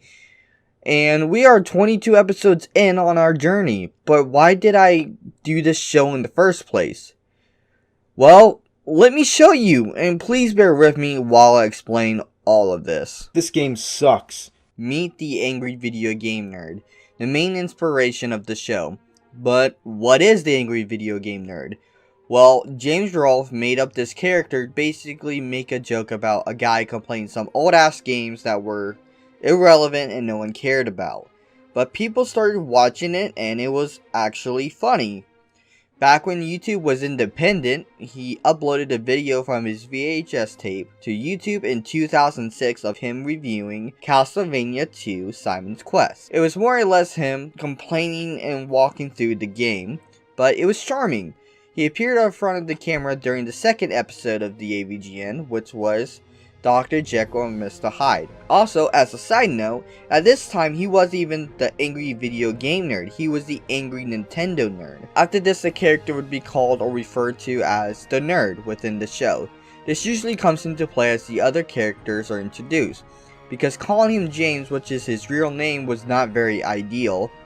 So he was called the nerd. James's angry video game nerd was a huge success and inspired many people like Irate Gamer and JonTron. I do think when JonTron was reviewing games and not whatever he's doing now was a lot funnier and more entertaining. His comedic timing was better and it being scripted was overall better, but James has stayed reviewing games since technically 2004, and although he went through several hiatuses, he returned to uploading monthly, which is normal for these kind of videos. James inspired many, including me. So when I picked up the camera and pressed record in 2015, I kinda half-assed it. I had no script, no idea what I was doing, it was totally improv, plus I was reviewing music and not games. But I made a promise I would review games. The series would not continue for 3 years until I revisited the topic of Slim Jesus. My first game review wasn't until March 12th, 2019. That's a long fucking time. This episode was completely different than everything I've ever done before on What the Fuck Marine, which was talking in front of the camera with no script or anything, just talking to the camera. I went full AVGN on the Friday the 13th episode with my friend's help. I was able to make a good video. I'm very proud of that one in particular, combining improv acting, scripted voiceover, and the game review was a huge feat for me. Best thing about it is that I had help. My friends believed in my vision and helped me make it come to life. But that hasn't happened since, and with how things are now in my life, I don't think things like that will happen again. Or maybe not, I don't know. But this is where it gets complicated. With the different styles of the show has kinda gave the show a identity crisis, giving an issue of how should I continue the show, what the next episode should be, how should I film it, what will I say, should I do something easy, or should I be thorough and do something more difficult, like the Friday the 13th. Let's break the fourth wall real quick. Hi, I am Marineman. That's who I am on this show. A character called Marineman. Tony is my name, but there's also a separate character named Tony which is also his name. But to make it simple, when other characters refer to me, they would call me Marineman, like how other characters would call the nerd. I made this mistake last episode of referring myself as Tony. And then Tony would become Angry Tony. I didn't catch it until I uploaded it. I have to make sure so the What the Fuck Marine universe doesn't get wasted by the TVA to keep this on track, cause it can get confusing really quick. I plan to do more with the Marineman character and the Tony character as well. I don't really have much time to do all I want to do between music, let's plays, and this show. And work, obviously. It's a time crunch. But I won't give up though, I'll find a way. Yeah, I guess there's a lot of work I need to do. Everything he does is just so perfect. Every voiceover for every game, the game he chooses to do, every shit joke he makes is just perfect. You're holding yourself to a high standard. Tony? You're setting the bar way too high. He has years of experience of filmmaking, and a game review is just a walk in the park for him. Yeah, but he's just a guy with a camera and just video editing, and I'm basically a nerd in the room. Yeah, very much like you. And he wasn't by himself. He wasn't a one-man band. He had help. Well, my friends are busy, so I guess I'm stuck with you. Yes, you are. Great. Now I'm stuck talking to myself with an overblown ego. First of all, Rude. Second of all, I have my own anxieties and insecurities too. All I'm saying is that you're doing too much, too fast. What do you mean? Music? Let's plays? And the show? Hell, if James is a one-man band, you're the entire orchestra. Marineman, when you see something, you envision it. Hell, even the Bagman video was all improv, but fuck, you guys made it work. And every song you have written has riled up feathers. But that didn't stop you from making your art. And your Let's Plays, though that they're not edited and the videos are really long, but they hold memories of you playing with your friends, and it holds the love of your casual gaming. I know this. I lived it. Well, maybe you should live it again.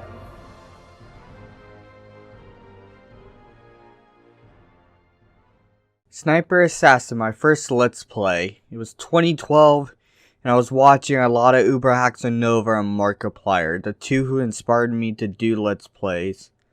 I was young and just out of middle school. As a freshman in high school, I needed a hobby to distract me from my angsty shenanigans. I remember I tried asking this girl out, and every day she said she would give me her number the next day, and I was an idiot for believing it. Anyway, back to the game. It was a point-and-click sniper shooter game. Some douche killed your wife, so you go on a mission to kill him and his disrespectful colleagues. Also, like that Bandicam watermark, back then OBS wasn't a thing, so you had paid programs like Fraps and Bandicam have full reign on PC screen recording. It was like organized crime, dirty and unfair. I had to trial Bandicam, so I had to record in 10-minute segments before the video would cut off. The game, on the other hand, was very difficult. And with me having cerebral palsy, it was difficult to point and shoot with a mouse pad. Yeah, I had an old-ass laptop. You can't say I didn't try. At one point, you had to interrogate a dude by shooting his arms and legs. He finally squeals and tells you where the bad guy is hiding, but not before your new love interest gets taken hostage. This is how far I got into the game, and I never finished it. Now, Flash Player is no longer a thing, so I'll never see how this saga ends. I don't care anyways, because the game was ass, and I hated that they fridged the female character. Okay, why did you show me that? Because against all odds, you found a way to do a Let's Play. Yeah, but I did Let's Plays on Facebook for an entire year before this, so... Yes, but now it's on YouTube, so now everybody can see and enjoy it. Anyway, she's about to be here in about 30 seconds or so, so I better get going. Who? Oh, you'll see.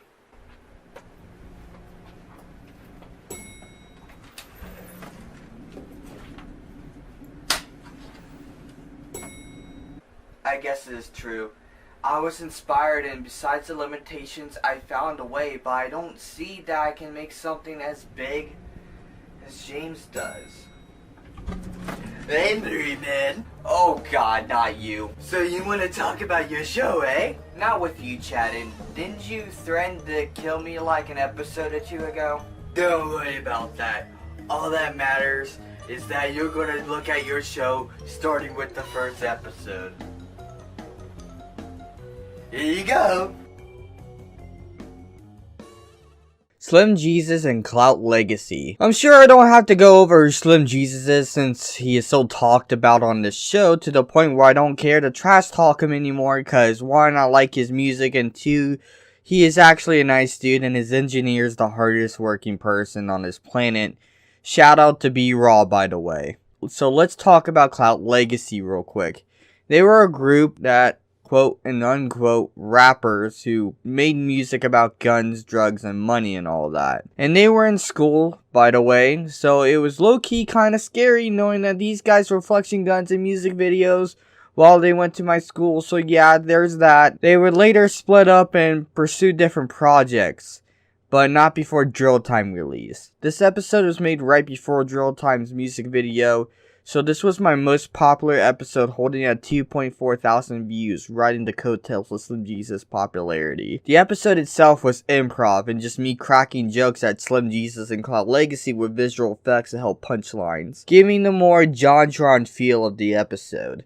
At this time, JonTron was very popular, and as inspired from him and Angry Video Game Nerd, I did my best to capture the magic. There was other episodes that were there before episode 2, but I deleted them because they did not fit WTF Marine at all.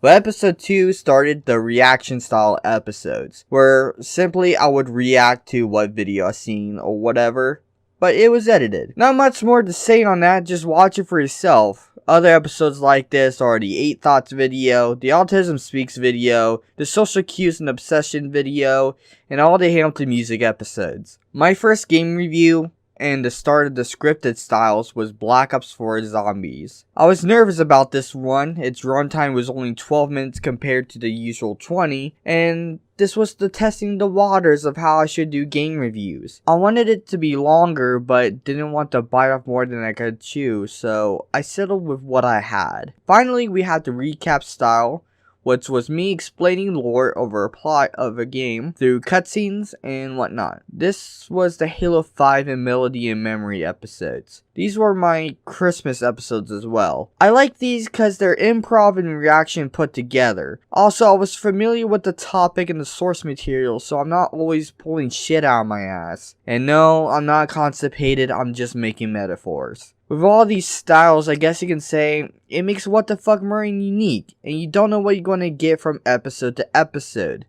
That's a good thing and a bad thing.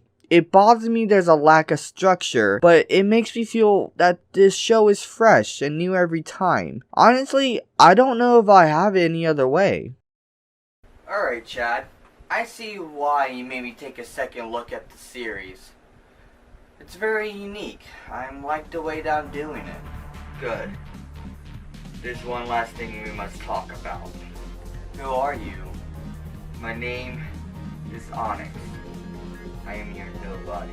My nobody or Tony's nobody?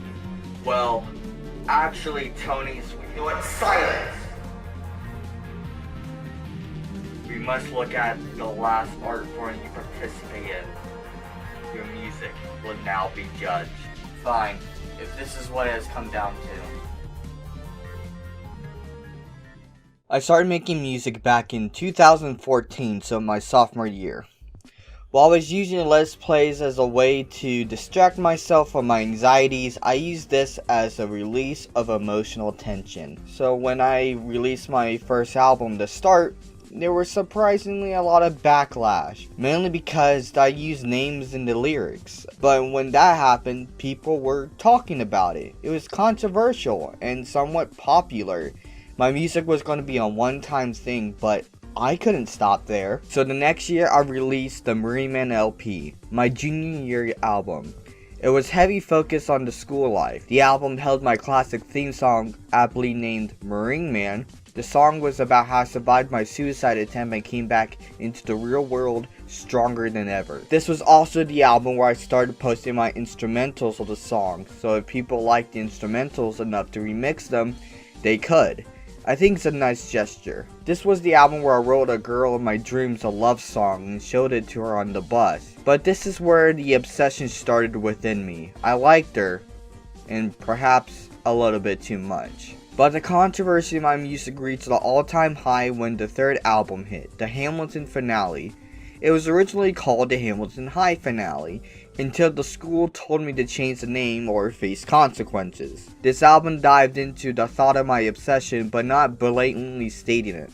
At this point in time, I was blindly walking and singing about her and how she didn't like me back and oh how unfair it was. There's a lot that happened between me and that girl who I mentioned on the show before, but I'll refrain from using her name here at least. Tony has made several videos talking about this at great length, and practically there's a conspiracy behind all of it. From my friends going behind my back to the school itself having its own agenda. When Hamilton finale came out, there was a song called Final Effort. It had a line saying that I would burn my rings that I wear because it reminded me of the girl I was so madly obsessed with. The school took it as a threat of arson. How did they get that? I have no idea, and worst of all, the therapist backed this up. She believed it too. So again, I was sent to the hospital for some reason. For the school's protection, my protection, it's whatever honestly. And when I was about to get out, my therapist said I needed to stay in longer. It was the worst 2 weeks of my life. and I basically got jailed for my music. An art form. If you don't think music is powerful, you're dead wrong, because holy shit, one line made a whole group of people turn into a frenzy. This still happens today. Look at Lil Nas X. He made the song Montero and the whole world turned into a hissy. It still happens. My music hit a dry spell here with the Kingdom Hearts LP and the Marineman LP 2. They were my first 2 albums out of school, and they got no attention. These albums were not exactly good either. Probably even terrible. The other Promise album was a good return to form, but not all songs on the album were good enough. And actually, I performed some songs at Creativa. The Marineman LP3 was a huge return to controversy. I started releasing songs one by one instead of all at once, so each song got more attention individually. I've always said names in my music, but now with them getting more attention, of course people were upset when I called them by name on the song, even if it was a footnote. The Marineman LP was a story album too, starring, well, me, Tony, and this Onyx guy. It was a story about taking control of the music. Should I be controversial and have the form of mental release? Or should I go a different route? Finally, we had the Hamilton Revival album, revisiting the school days and the sequel to the Hamilton finale. This was my newest album and had minimal controversy. Makes you think why my music made so many people upset at certain points and not at others. I don't have an answer for that. I'm working on a new album called The Start, Another Chapter, a sequel to The Start. This album, I plan to take a look at the next chapter of my life. I've been making music for so long, I made so many people upset, but that has never stopped me from sharing my art. It helped define who I am. Music, like I said, is powerful and repeatable. Much like a good movie, it never gets old. A good song can be immortalized into forever. You hear it on the radio, or maybe on a streaming platform like Spotify, that can replay over and over again. Maybe that's why people got so upset. They don't want to be envisioned in a way that harms their character. In a song at least, that stays forever. But it makes me question, should I change how I do things if others get upset? Perhaps, or perhaps not. What the Fuck Marine is a show reviewing and being critical of things.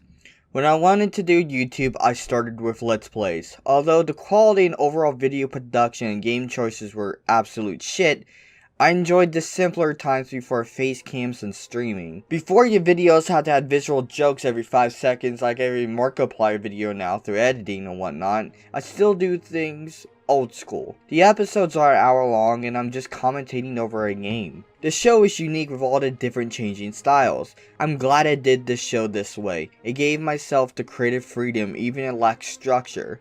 Every episode can be new and exciting. It's like a Christmas present. You can hope you can get that Xbox you always wanted.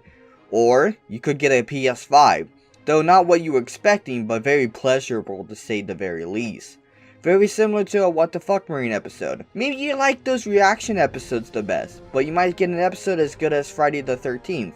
Scripted and more structured. Finally, my music has stirred the pot for the entire channel, making people upset, and even ending friendships I didn't want to end. But I need the release. Like a pressure valve that's about to bust, I have so many emotions running in my head, and this show and Let's Plays can't convey that. But something as powerful as music can. It's all for my mental health.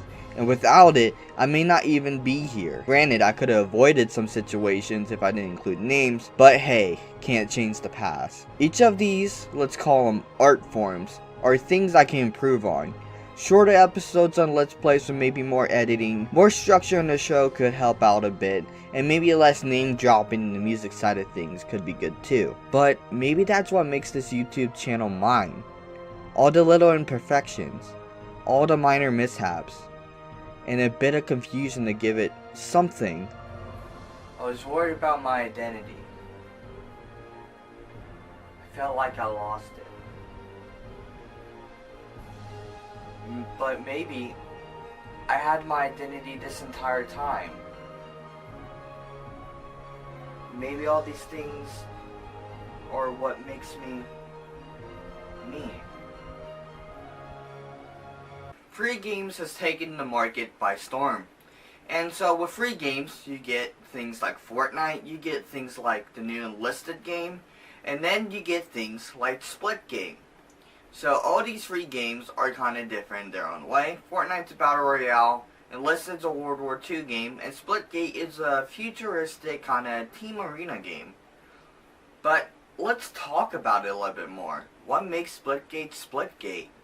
But with Splitgate, it's an arena multiplayer game. As you play, you'll notice something. Power weapons, the game type names such as Oddball, VIP, SWAT, the character designs. This is just Halo, a free version of Halo, which is good because it's crossplay, so PlayStation players can finally experience what Halo is similar like. But that's the thing, it's similar, not exactly like Halo. But we'll get into that a little bit later. Let's just list out all the game types. There's Team Deathmatch, which is very self-explanatory. King of the Hill, hold a point until the point moves. Domination. Now they're stealing from Call of Duty. Anyway, it's 3 points they have to hold against the enemy team. VIP, which is a symmetrical game type instead of a asymmetrical game type like Halo. So they didn't even copy it right. There's a high value player to protect on each team. Kill them and get the point. Oddball, hold the ball to earn points. SWAT, which is team deathmatch but it's an instant kill headshot. Oh yeah, you know, just like Halo. Shoddy snipers, you have a shotgun and a sniper and it's team deathmatch. Again, stealing from Halo. Gun game, get a kill and get a new gun. Oh, you know, that reminds me of that one game type from Call of Duty called, I don't know, Gun Game? Are these developers just going to copy all these other games like Call of Duty and Halo? Their game types aren't even unique. Gun game, VIP, Oddball, SWAT, all these game types are from other games and they're just putting it into their game. But that doesn't make it unique. Does it? I mean, the gameplay is kind of unique, so I guess we can talk about that a little bit. So the main thing or the gimmick about the game is that you can shoot portals, like portals from Portal. Again, not unique, but interesting since it's a PvP environment and not a puzzle environment. It's something I have not gotten a hold of yet, and I often find myself forgetting to use my portals. I actually find it easier just to run away since you sprint so fast. You run so fast, it's almost as bad as Cold War's fast-paced, diuretic gameplay. Speaking of Call of Duty, again, you have this jump that is very similar to Black Ops 3 jetpack, but the difference is, it sucks, it's just enough to get you around and make certain jumps, but I bet you could fart and get higher achieve aviation. Plus, no mantling, no climbing ledges, no sliding as well. Makes the gameplay have this 2-gear diarrhea fucking gameplay. You feel like you can connect jetpack jumps into a mantle, but you can't. It's not possible. It's not in the game. The weapons as well are very Halo-like. From precision pistols to the over-accurate assault rifle, these guns have oddly familiar feeling even though this is a new game. But you have 100 health and no shields. So it's like Halo guns, but with Call of Duty health. The time to kill is so fast, you get multi-kills without even thinking. The rocket launcher holds 2 rockets, like the Spanker in Halo, but has no splash damage like Halo. Sadly, the most original weapon is the plasma rifle, which doesn't sound unique because its name is from Halo, but its projectiles are slow, and you have to lead your shots. The BFB, or the big fucking bat, is just a gravity hammer with no physics. Oh, and the oddball is a disco ball, instead of a skull. Yeah, a nice touch. Speaking of oddball, let's talk about oddball. You can sprint with the oddball. You can't do that in Halo. This makes the game type super fun, and using portals and running the fuck away from 4 players trying to shoot the fuck out of you is kinda entertaining. This made me want to look back at Halo's oddball. The oddball in Halo 3 is aesthetically pleasing, just kinda badass too. You're just holding a skull. You can try to throw it, but it's not going to go anywhere. In Halo Reach, the skull was on fire, and you move super slow with it. You can still kind of throw it, but not really. But in Halo 4, you can chuck the bitch 40 meters, which given Griffball and what other game types, it's very useful. But Splitgate, you can only run a portal away. Also, I could talk about the other game types and go in depth with them and pick them apart specifically. But most of them, if you just played the game types before, they're really self-explanatory, especially since they take from other games. The maps let you only portal at these certain grid things. Some of them are outside maps too, and there's a lot of, I don't know how to explain it other than the holes I found myself spinning around on accident due to slipping into them. Like this one time I toilet bowl into this hole on Atlantis, plus the maps have a lot of curvature on them. Like, they really obsessed with rounded walls and windows. You'll notice that on every map. Anyways, there's not much to talk about this game. It's in beta, so let's see if the game is actually good. So, is Splitgate a good game, though? Well, that's hard to say since it is in beta and only has 7 developers making the game, and not like a huge studio. 7 individuals making the game is a huge task to take on. It's alright, I guess, but since it's a free game, all the sweats like to get into the game. And playing with PC players isn't fun at all since they have this over advantage of just pointing and clicking. The game lacks identity to the fact it borrows from Call of Duty, Portal, Halo, and mostly it's just not its own shooter. But don't get me wrong, it's somewhat unique putting these elements together, but the game is way too familiar. And that's the problem. It is a new game. It shouldn't feel this way. You should feel this way with a sequel or a reboot, not a brand new game. Burn all these other elements make it feel like a ripoff, other than anything unique. Yeah, there's just not much to talk about with this game. Again, 7 developers making a huge game.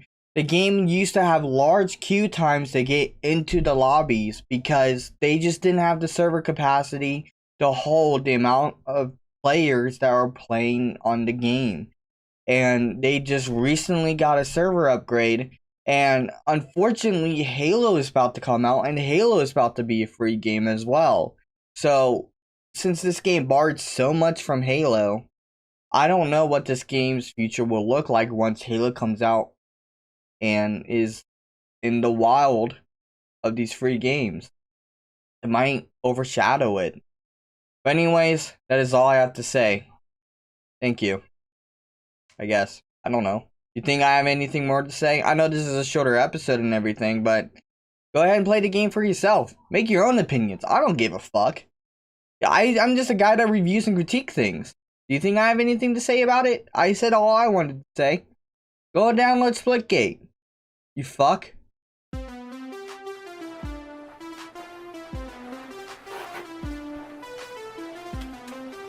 Oh, hey, didn't see you there. I noticed Chad likes to use this closet. You know, that's his nickname, Closeted Chad. And this isn't just a normal closet. No, it's actually what I found out on my couple trips of trying this closet out.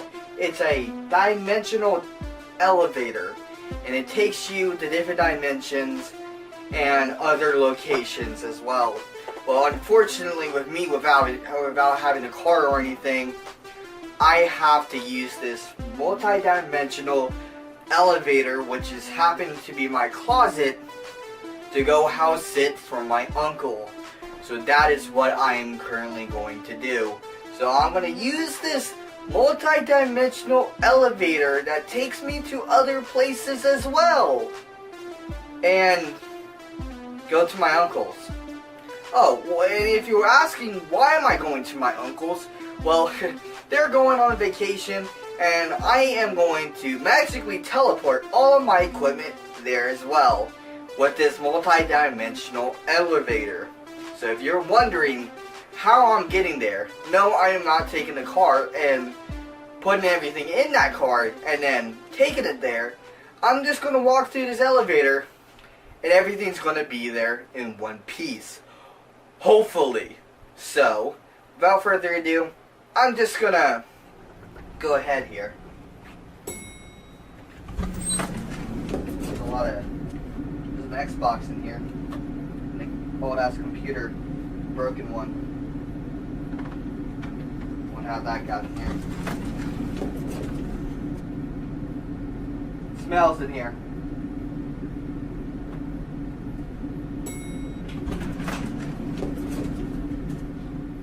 Ah, everything's all here. Everything except for my tripod. So you're telling me this multi-dimensional elevator that leads to a hallway, by the way, just kind of brought everything, including computer Xbox, 2 TVs, a wire squid that looks like a fucking mess, but not a tripod. I guess I should have known. I should have brought it myself, but whatever. So, what am I going to do? There's a lot of things that I have to do while I'm here. There's a lot of chores that I have to do that me and my uncle have decided that we should probably do. So, I guess I'll go down the list with you on the things, what to do here. So, there's a lot that I need to do while I'm here. So, this list says, go ahead and give food and water to the dogs, feed the fish, and check the mail. Well, there's actually one other thing that I have to do, and that is water the garden. So this is my uncle's garden. He has, you know, peppers, he has tomatoes that kind of grow in here, and looks like one of them is about to be ready to get pulled off, but not just yet. And looks like more tomatoes. So I guess once I do that, I, you know, take them inside. But he wants me to water these nightly. But I just wanted to show you, this is one of the things that I have to do while I'm here. The other thing that I have to do is take care of these 3 dogs. Here's 2 of them right here. The one in the back that you can't see is Daisy, and the one in the front here is Blue. Now, the thing about Blue is that she's blind and deaf.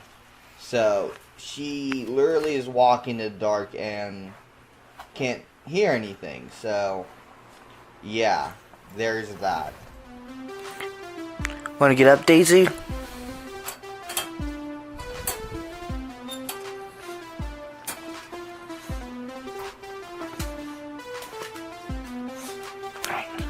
Let's get you out first. Come on, Daisy. Time to go out. Oh, what is in here? Daisy, don't go in there. Fuck you. I'm Come on, checking Daisy. this shit out. Daisy, where are you going? Come on. Don't look at me like that. I'll Come look on. at you however I want, bitch. And don't think we forgot about Bella, you dick mongrel.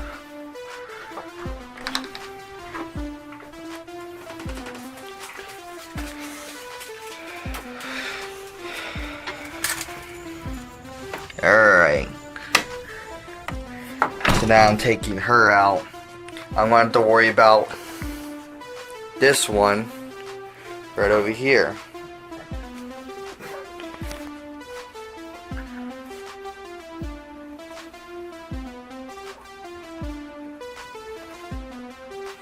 So like I said, she's blind and deaf, the poor thing. So she's going to have to stumble around. Come on, dog. Where the fuck am I going? To find the door. And she'll find her own way. Although she may trip down the steps, but she always recovers really well. Ouchie ouch. Yeah. Go on, Blue. Boop. Boop. She'll be fine out there all by herself. She's got Daisy to help her. Daisy looks out for her. So, yeah. So, about the fish, I almost forgot. These fuckers, well, this fucker is right over here. He's kind of in the back there. If I can tap the glass, I scared him. But he's in the back there. You can probably see him, like right there. So I have to feed him daily, and I gotta make sure I don't overfeed him, or else he will fucking die.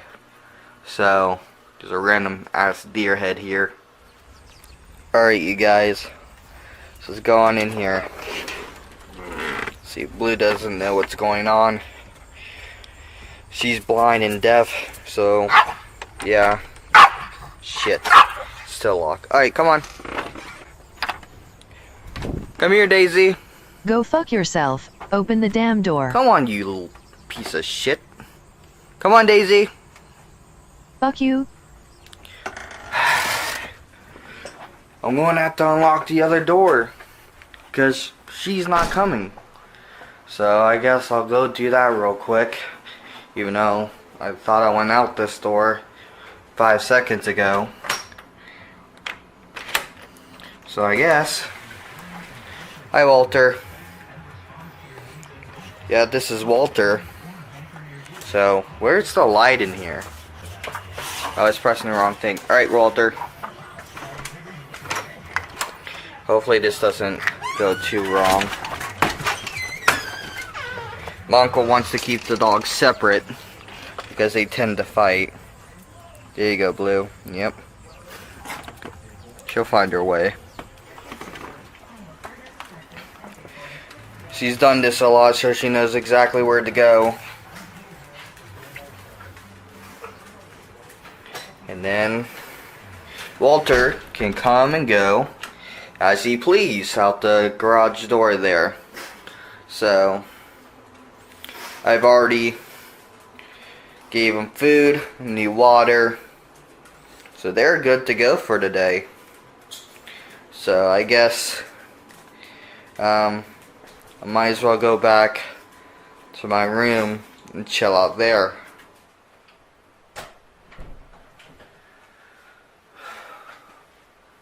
Alright, what can I say? I'm here for a week and this is only day 1. And I hate having to go other places and just staying there for a lengthy amount of time. I hate, especially going to like my sister's or something just for a weekend, so I can't bring anything with me because it's not worth to bring anything with me if I'm not staying there for that long. But thanks to this multi-dimensional elevator, everything was transported here nice and safe except for my tripod, which I'm very upset about. But anyways, it's fine. It's fine. It's okay. But I got my Xbox, these 2 TVs, I got the computer. Everything's going to be okay. And no one is going to come here because I'm in the middle of butt-fucking nowhere. The countryside. The literal asshole. Like the dingleberry you forgot about. You know, it's still there, still hanging in there. But one of these days, you're going to wipe. You're going to rip that dingleberry right off your ass hair. It's going to hurt. Hopefully nothing bad happens. I guess I'll talk to you tomorrow.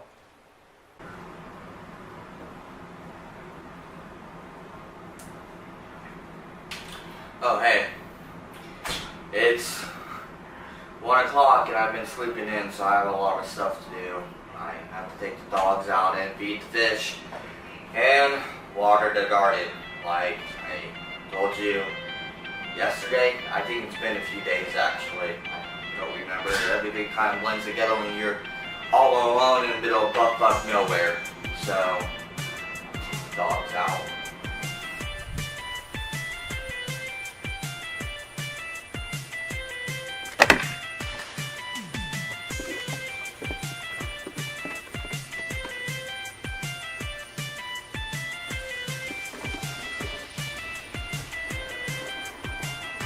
What a nice day out.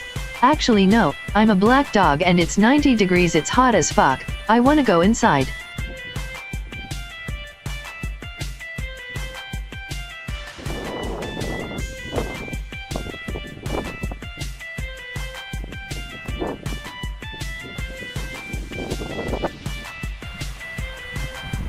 I can't see still.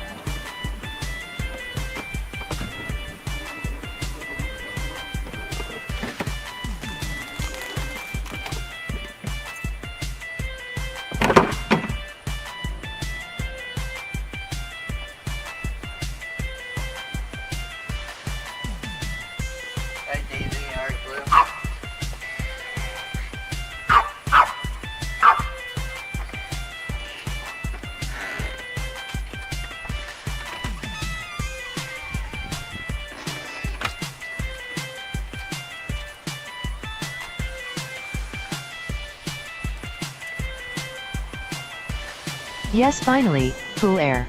How you holding up, Blue? Where am I?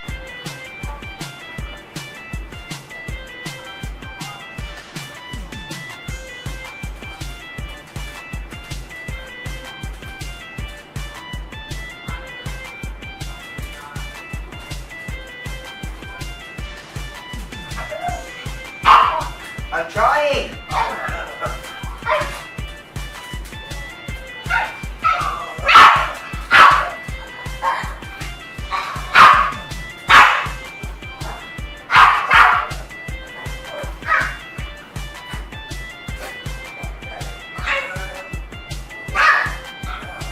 Relax!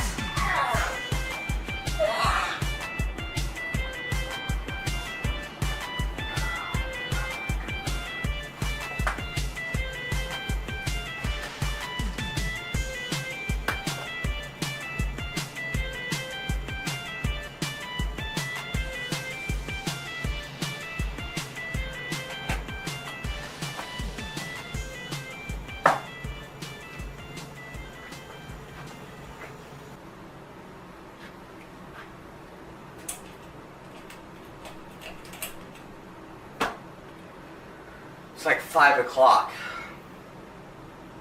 Haven't eaten all day. After doing all these fucking chores. It's fucking ridiculous. I didn't want to do this in the first place. I mean, now I'm fucking here. You ever wonder what other places the elevator would go? Nah. Not too worried about it. Oh boy, I am starving. Let's see what the fuck is in here.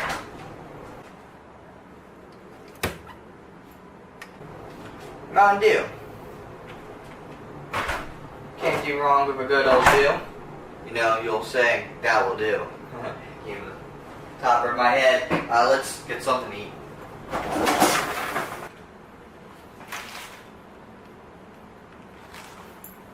Hot Pocket. Pretty simple. Throw this in the microwave. Now, these are alright, you know. Pretty expensive for having a sandwich thing. I don't know if you call these sandwiches, but whatever. I have some dishes over there to clean, so let's just use a fucking paper plate. You know, I always get sad when making food. It's this weird fucking thing, this weird problem that I have. I just get real sad. It's like almost this guilty feeling, you know. This kid's starving in Africa, and we have all this luxury like pizza, spaghetti, pizza Hot Pockets, you know. It's really sad, really, you know, people are starving while billionaires are shooting themselves into space. Sucks really bad, but whatever. So I'm just gonna make these and go ahead and enjoy my Mountain Dew. Put these in here like 2 minutes. Hopefully they, I don't know, do things burn in the microwave? We'll fucking find out today.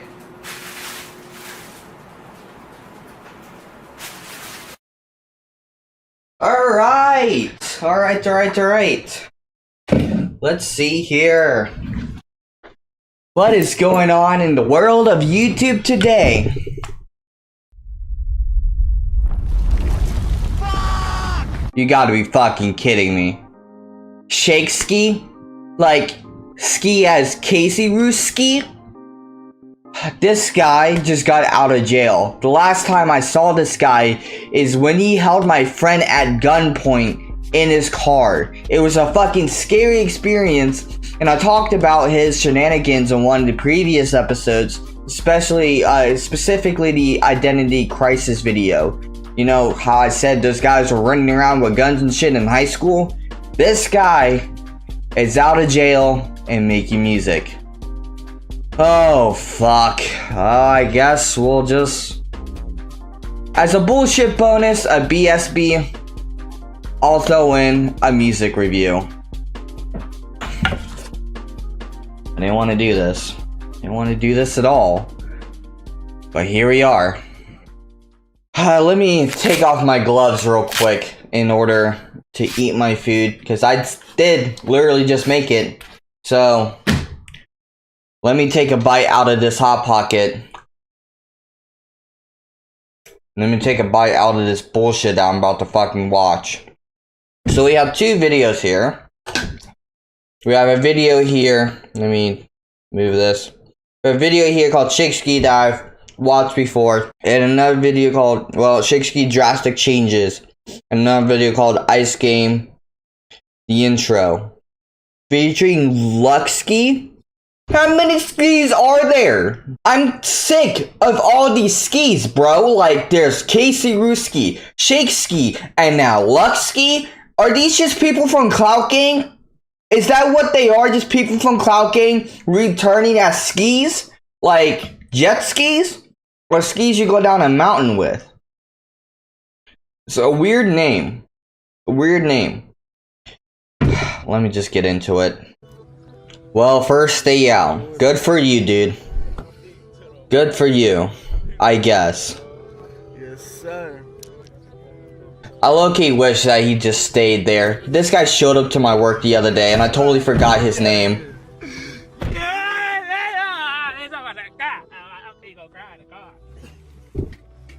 I hope you're excited, dude. This guy beat up my grandma, by the way. I feel good, man. It's a blessing. I'm saying I just got out with an older nigga. He just came home from doing 21. 21 years. That's a long time. But at the time, you should have done.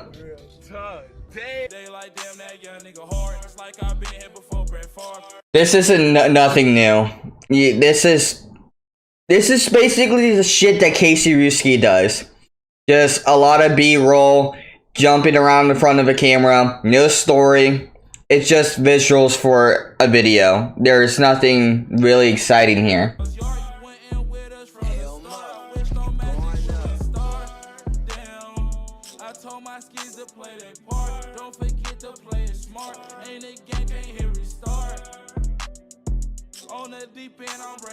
I don't know what else to say. It's just basic bullshit. He has a Dodge Charger.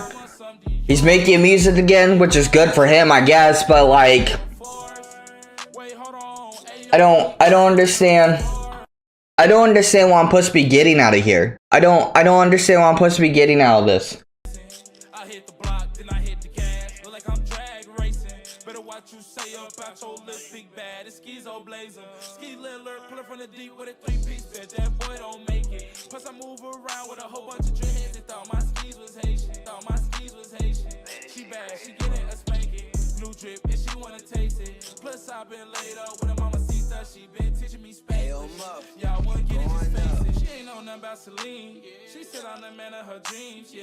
Alright, I think that's enough for this video. Let's move on to the other one that he came out with.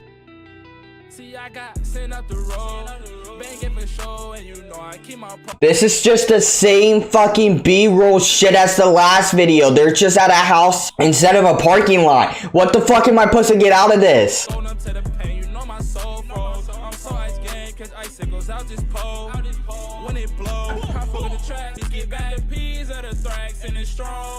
the order in for a touch, boys gone. Gang, gang, gang. Now I get flopped with the skis. Boy, I'm surrounded by trees.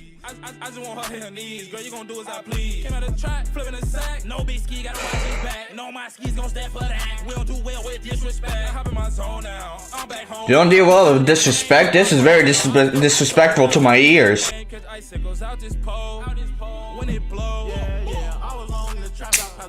Oh, this is Skii. Never seen him before.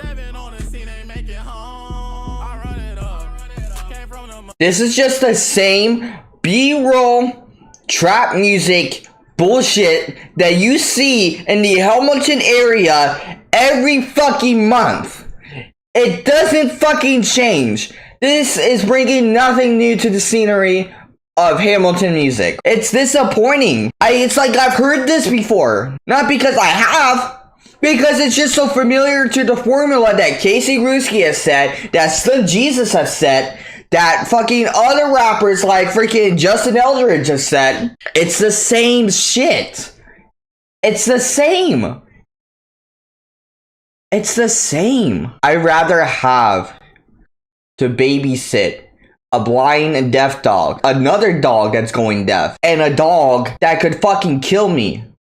Oh wait, I'm doing that right now. I'm in this place where I don't even know how this elevator thing works, okay? I'm just fucking here. This fucking door just opened up here. I know I'm at my uncle's and everything, but how do I get back home? I don't have the elevator. I'd rather water the garden again today. I would rather walk home from wherever the fuck I am. I could be in another dimension right now. I'd rather walk home than listen to this. I would rather take a record player, shove it up my ass, and let my heartstrings be the needle to play the record. I would rather take a shit in a cup and pour it onto myself. That's what I would rather do than listen to Skii ever again. What a shitload of fuck. What were they thinking?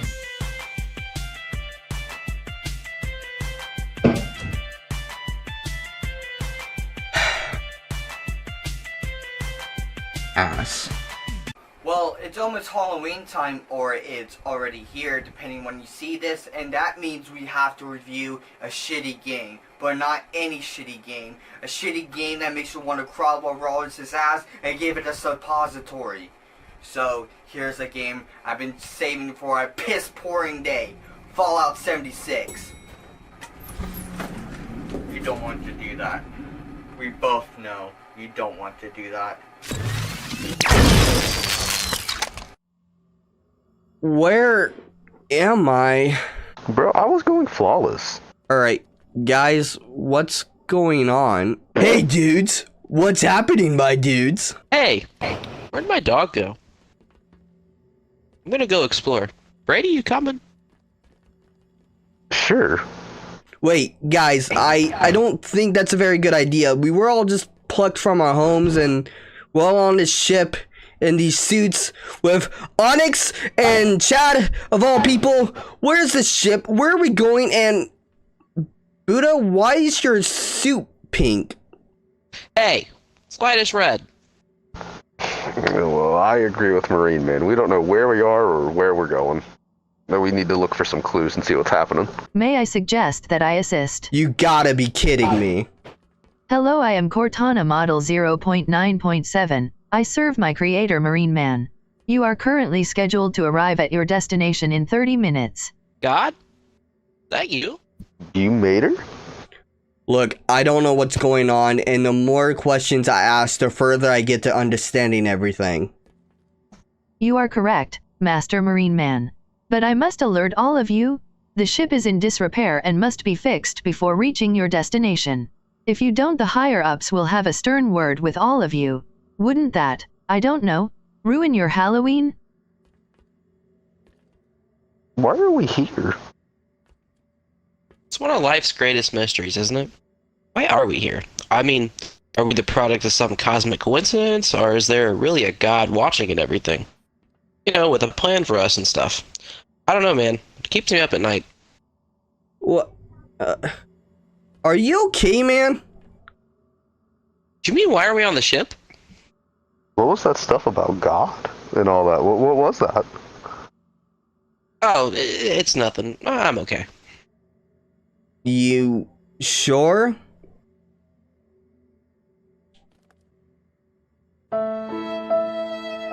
Cortana, where are we? You are currently 3,247,169 miles from Earth. Where are we going? That is strictly classified information. Why can't we know where we're going? Are we going to Earth? Mars? Jeff Bezos' space mansion? Don't be ridiculous. You just have a space mansion. It's an Amazon space compound, where all the Amazon employees go and die. It's where all their corpses are held. It's like a giant graveyard. Buddha, you're starting to scare me and I need you to stop. Whoa. Don't be a dick, bro. I'm just stating that Jeff is a killer, and he needs to be stopped. Alert, your tasks need to be done. I suggest you do them or else. Well, guys, I gotta start, rewind the wire, scan myself, and, do other shit. Well, I guess let's fix the ship.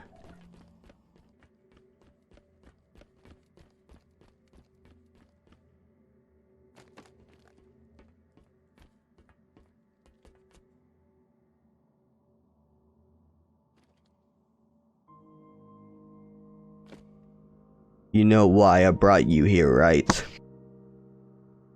You brought me here? Yes. Don't you remember? No. Why did you bring me here then? Something is happening here.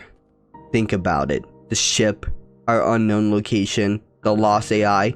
Admit it. You know who this Cortana model is. Your dog Bella had the same model installed. So did Daisy, your uncle's dog. Someone stole that model and put it on this ship. I brought you here to figure this out. You seem very knowledgeable about this. My question is, why me? Because you're the only one that can stop it. As for me, I'm leaving.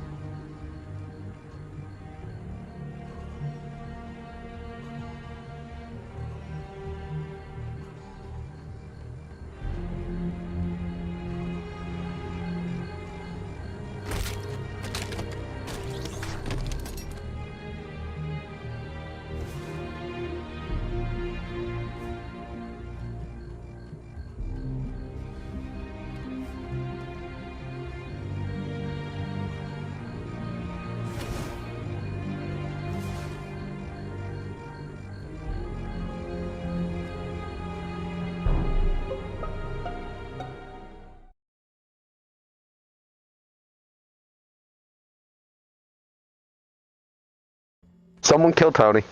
Why would anyone do this? Where is Onyx? He left through a portal. He said that he brought me here for a reason. The Cortana model was brought onto the ship by someone. He wants me to find out who it was. Okay, that's cool and all, but Tony is dead. And the least of our problems is the AI. So there's only 8 of us now? There's 4 of us, numbnuts. On the contrary, the captain of the ship is still on board. Who's the captain? Okay, who killed my dearest husband? Husband? Is Bagman here? I miss Tony. Tyler, did you take the Cortana model? No, it wasn't here when I got this ship. In fact, it wasn't till all of you showed up that Cortana turned on or whatever. Where was Tony at? He was in the electrical room, dead. Face first on the floor. Who was there first? I was. I turned on the lights and there he was, next to the switch. Do we have any more information other than Tony's death? And Tyler was just like hiding. Like, he's being sus. I don't see Chad either. You're accusing me on my own ship. Yeah, since I didn't see you at all when we got here. But we haven't seen Chad at all since we were last here. Okay now, don't point fingers at me. I was doing all my tasks at least. Look, you can either help me fix my ship or you can get lost, not my concern. So let's just finish fixing the ship. Cortana, how much further do we have from our destination? T-minus 15 minutes. What other tasks need to be completed? You need to take out the trash, rewire the wires, transfer files, clean the vents, fill the engines with gas, and check the reactor and O2 levels. If something goes wrong with the reactor and the O2, an alarm will sound. You'll have limited time to fix it or else you all die. That's, like a high-risk situation. You know what else is a high-risk situation? My mom!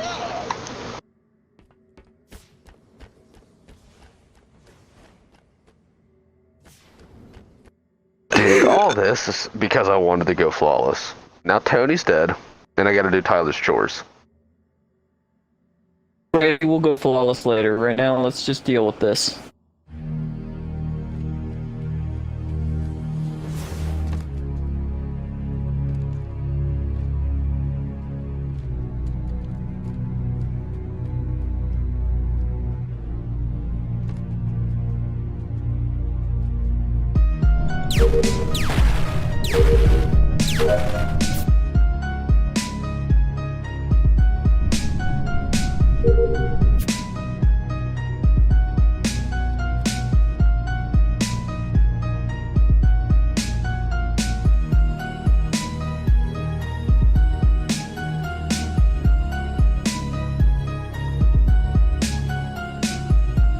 Tyler, you slob. Why am I taking out your trash and cleaning your vents? I never asked you to do that. Is that what you've been doing this whole time? Has anyone seen my dog? Does anyone have any snacks? Yo, space dog? Anyone? Has anyone seen a space dog or some great value cheese chips? If you're asking if I would like to eat space dog, then no. I would prefer to smoke it. Sorry, guys. I got scared. There was a rat. There are no rats on my ship. Well, you fucks aren't any help. I'm gonna go do tasks and carry you guys as usual. I know there's no rats. There's space rats, fuckface. Anyway, I'm gonna go divert the power to the engine so we can go home. Wait, when did I learn space engineering? Tyler, take me to the reactor. I'm gonna react to it. Sure, with pleasure.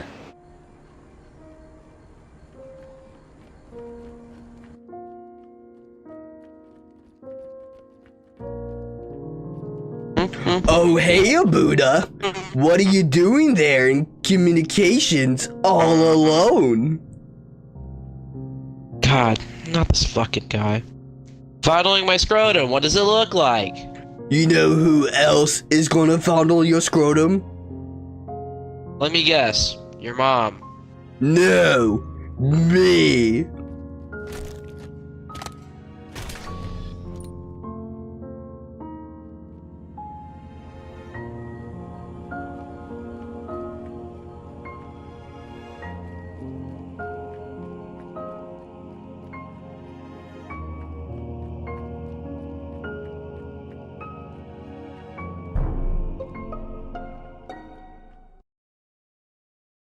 Buddha's fucking dead! Bro, who's killing our crew? Tyler was with me, so it wasn't Tyler. Well, dude, I saw Marineman in communications with the body. Chad, how did you know the body was in communications? You were nowhere to be seen. I don't trust that dude. Brady, analysis. So we throw his fat ass in the trash chute. I agree. Marineman? Chad, did you kill Buddha and Tony? You'll never take me alive! If anyone moves, I shoot! Hey genius. I don't know if you forgot, but we all have guns. You're outnumbered and outgunned, Chad. You lost. Oh, but I have one trick up my sleeve. I have Cortana. Self-destruct in 30 seconds.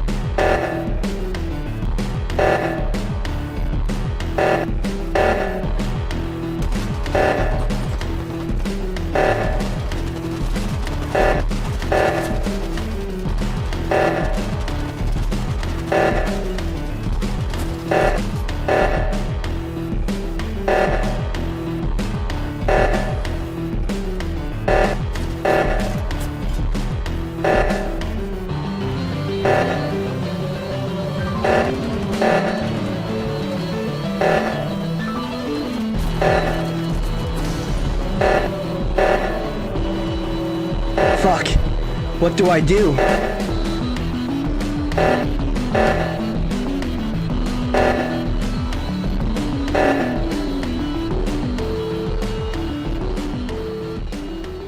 Crisis averted. Marineman, I'm sorry. He had control over me. Anyways, the destination has been reached. Well, I got my flawless. And by that I mean Chad's dead. We killed him. We got that lighthouse, boy. You boys better head outside.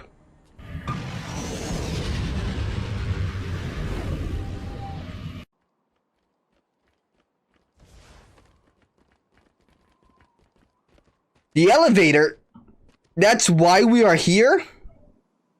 That's all your tickets home, dumbass. I brought you here to retrieve your Cortana model and save your friend from the evil Chad. Wait. A couple questions. 1. Evil Chad? That's just as a good Chad? 2. Buddha's dead. How do we get him back? And 3. If you knew all this, why didn't you fucking help? Well, that Chad was not the Chad that Marineman knows. That Chad is from an alternate plane. He is from this universe. Or time, I should say. So is Tyler, so was Tony, and Buddha. They're from the year 2561. It's the same timeline as yours, but only the people who were born in your normal time were reincarnated hundreds of years later with the same personalities. Some other force brought Brady here from your time. Then I brought Marineman here to save Brady while I'll track down who caused this. Then, who brought Brady here, do you know? I can't tell you. That's bullshit. Tell me. I can't tell you because you can't know. Not yet. Now, leave. Did that guy just disappear? Well, Tyler, I guess I'll see you later. Okay, I guess I'll see you two later.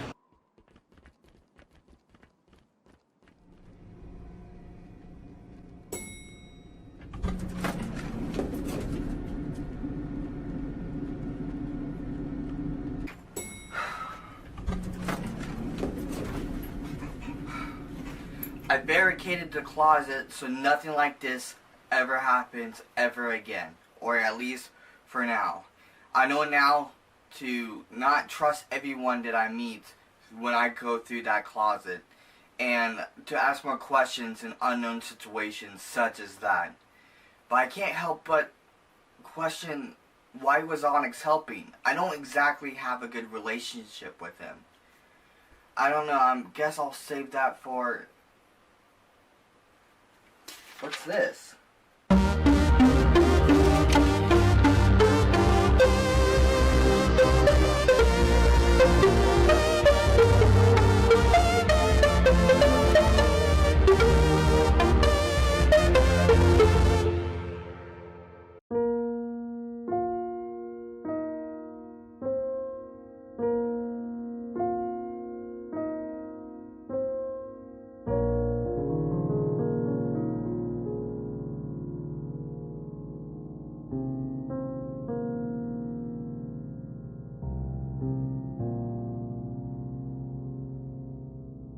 I know what I must do, but I'm unsure if I have the strength to do it.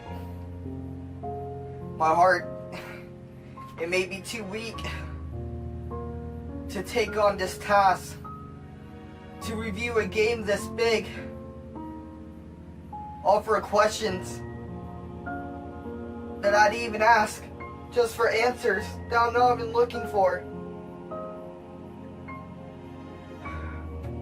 That bitch, Onyx, I know he's planning something.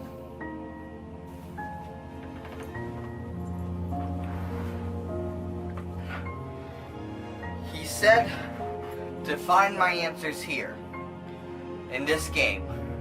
My only question was, why did he help me and Brady? I mean, I don't really know Onyx, I don't really trust him. He must have a bigger goal.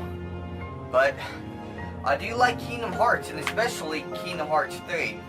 So, I'll bite. Before we get into what Kingdom Hearts 3 is all about, let me tell you my love for the series. First, when I was very small, I got this game from my aunt called Kingdom Hearts 2. Yeah, I did not start with the series on the first game. I started it on the second one. Trust me, if I did, I would not love the series as I do now. Kingdom Hearts is clunky and has terrible platforming issues. 2 took out any stupid platforming and improved on combat tremendously. Since I started on 2, well, I had no idea what the fuck was going on. But before I get into a tangent, I'll stop there with Kingdom Hearts 2. Maybe another day Kingdom Hearts 2, but not today. Anyway, let me show you the merch that I have. I have a couple pop figures, Sora, Donald, Goofy, and Kingdom Hearts 2 King Mickey. Now I know what you're saying. I'm a freak for taking them out of the boxes, but this is the only way I can fit them in my room. Also, Donald has a terrible time standing up, which is funny, because he's always let me down. And he never heals me. Next on the list are these little cups that go in tuxes. Very small, I only have worn them once. They have these Kingdom Hearts symbols on them. They have the Kingdom Hearts symbol, Swords King symbol, Roxas' symbol, and the Nobody symbol. I wore them at my sister's Disney-themed wedding, since her and my now brother-in-law loves Disney, so here's a custom cup that was given to me. Everyone had their own Disney-themed cup, and depending if you were in the wedding, you got a bigger cup with stuff on it. It's only silhouettes though, so there's Genie, Aladdin, Flynn Rider, and the lamp. But looky here, the crown symbol and Sora? With everything being Disney themed and me having Sora / Kingdom Hearts representation at the wedding, it made me feel really special, so thanks Nina for making the memory special. Moving on, I do have these minifigures on Monster and Toy Sora and Monster Donald. It was hard getting the ones I wanted from the series, but these are the ones I have from the minifigure series. In celebration of Kingdom Hearts 3's release, GameStop had a foam keyblade for sale. One was gold for the Kingdom Key D, and a normal one for the Kingdom Key, which is the one I have. Next is the jacket I got at Hot Topic. It was a limited edition, and it was just right for me. I gave the Riku one to Brady, never seen him wear it, it was probably too big or something. Next we have the Kingdom Key Replica. I was the big head honcho at conventions when I broke this bad boy out, and oh boy, this thing was 200 plus shipping from Japan dollars. I don't know if I said that right. Also, it is going for $2,000 on eBay, which is crazy. Anyways, it lights up and makes noises from the game. Finally is my necklace. If you see me out in public, you can bet you'll see me wearing this unless I'm at work. This is my prized possession. It's old, grimy, slightly damaged. I had to use a second clasp to hold it together. The same person that gave it to me was the same person who broke it. So yeah, I don't know what's up with me in this necklace. It just makes me feel close to Sora. I can't really explain it. Also, this old grimy piece of shit that would cry if anything happened to it is super rare. I've only found a couple listings online to buy this thing, and they're always unavailable.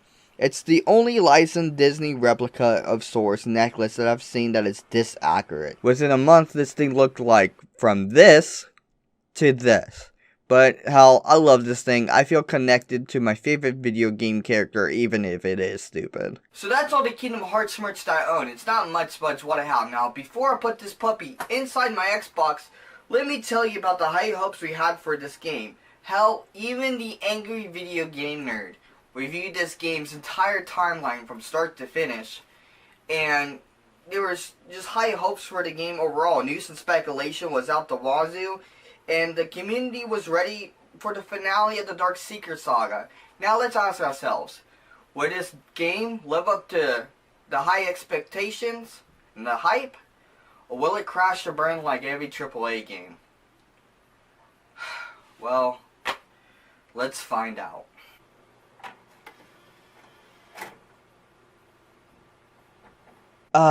Kingdom Hearts 3. Now this title art is one of my favorites from Tetsuya Nomura. Sora and Kairi sharing a palm-proof fruit. Now, if you first start the game and don't have the DLC, it's only Sora holding the fruit. Anyway, let's start a new game plus. This gives you all the selfie poses and keyblades from past saves. It's so I can get through the game a bit faster, since we're short on time. The game starts out with a fly-through of this unknown world, then it goes into these two kids talking about the ancient Keyblade War. If you know anything about Kingdom Hearts, you know this is Xehanort and Ericus. They go back and forth during the chess match, which represents the events of Sora's journey. Xehanort thinks the darkness will destroy the light, but Eric is certain that won't happen. The game leads into an intro song. Like any anime, there has to be a catchy song. Though Kingdom Hearts is no anime, it certainly deserves one though. Every mainline Kingdom Hearts game has a theme. This is no exception. Every time before the song though, Sora says something related to the game. They can take your world. They can take your heart. Cut you loose from all you know. But if it's your fate, then every step forward will always be a step closer to home. Every step forward will always be a step closer to home. I can't tell you what this means to me. Sora's gone through some devastating things through the series, maybe not as much as others like Aqua and Roxas, but Sora's been through the ringer. Riku and Kairi being ripped from him more than once and getting abandoned by Donald and Goofy, losing his memories of Kairi and them getting replaced by Naminé because she was forced and I think she was a little bit jealous, searching countless worlds for Riku and almost falling into the darkness in the sleeping worlds. Yeah, Sora has been in some deep shit, but like a miracle, he found out a way. The Destiny Islands trio had tragic things happen to them, but not tragic endings like the Sea Salt and the Wayfinding trios. What Sora says here foreshadows that. Sora will not have a happy ending in this game. It might not be apparent to the player now, but once it happens, it will come clear to the player. Sora knows everything can be ripped from him, but it's all part of his journey. So with this being said, he is confident to press forward and find out a way home. And yes, when he says this is after events of Kingdom Hearts 3 and the Remind DLC. Again, this is not apparent to the player, and you may not connect the dots till you think about it. But we will revisit this scene at the end of the second part of this review. But for now, let's move on. The game throws you into the Station of Awakening, to dive into the heart, depending on who you ask. You start as Kingdom Hearts 1 Sora. There are 7 hearts to save. Just like the 7 princesses, there are the 7 guardians of light. That's the main focus of the game. But let's look at Sora's KH1 model real quick. It's nice, sleek, but look at the Smash Bros. Ultimate Sora model. The hair in the Kingdom Hearts 3 model just doesn't look right. But wait, it gets worse. I do not like the KH2 Sora in Kingdom Hearts 3, bro. It looks so off. It's his hair, dear God. Something about it in the Unreal Engine 4 makes it look so cartoony. Sora has always been meant to look cartoony, to fit in with the Disney world, but here he just looks so off. I hate it, it's gross. Let's move on before I puke. The game will ask you 3 questions. Depending on your answers makes the level arc through the game. Just like Kingdom Hearts 1. What do you desire? Vitality. What do you seek? The power of the warrior. What kind of adventure do you seek? This was added in Remind. This was basically, hey, do you want cheat codes? Do you want to make the game harder? Or do you just want to play normally? I'll let you know I picked the one with cheats, but I do not activate them. I only picked it so grinding in the end game is easier. Anyway, fight a boss and then cutscene. Master, my name backwards is Disney, explains what happened in Dream Drop Distance. And also, what needs to be done, such as gathering the 7 Guardians of Light, and getting the Power Awakening. Plus, Sora's level 1 again, so Yensid says to go see Hercules to get Sora's strength back. So they head off, and Kingdom Hearts 2.9, we still have to wait to see the actual title of the game? Tetsu in the movie! So we move on to Olympus, with the main objective being to get Sora's powers back. We get a recap of the past events of what happened in Olympus with our first mention of the Final Fantasy characters such as Cloud and Auron. The narrator goes to say the planets are aligned. It's a perfect time for the past titans that Sora and his friends face to come back and wreak havoc. Sora arrives and they are lost. They missed the Colosseum, so they decide to go up the mountain. Now let's look at our abilities real quick. You see Quick Flash, Flash Step, Radio Blaster, Aerial Sweep, Aerial Dive, and Last Charge. All unequipped. That's because that's the Remind DLC abilities, then they completely changed Sora's moveset. To equipment, you can equip 3 Keyblades instead of just 1 in this game. A nice addition and can make the gameplay exciting. To switch, you just press left or right in the D-pad and there you go. Fight the Heartless that are getting set up and move to the next cutscene. Cue the title card. Welcome to Olympus, the biggest rendition of the Hercules world.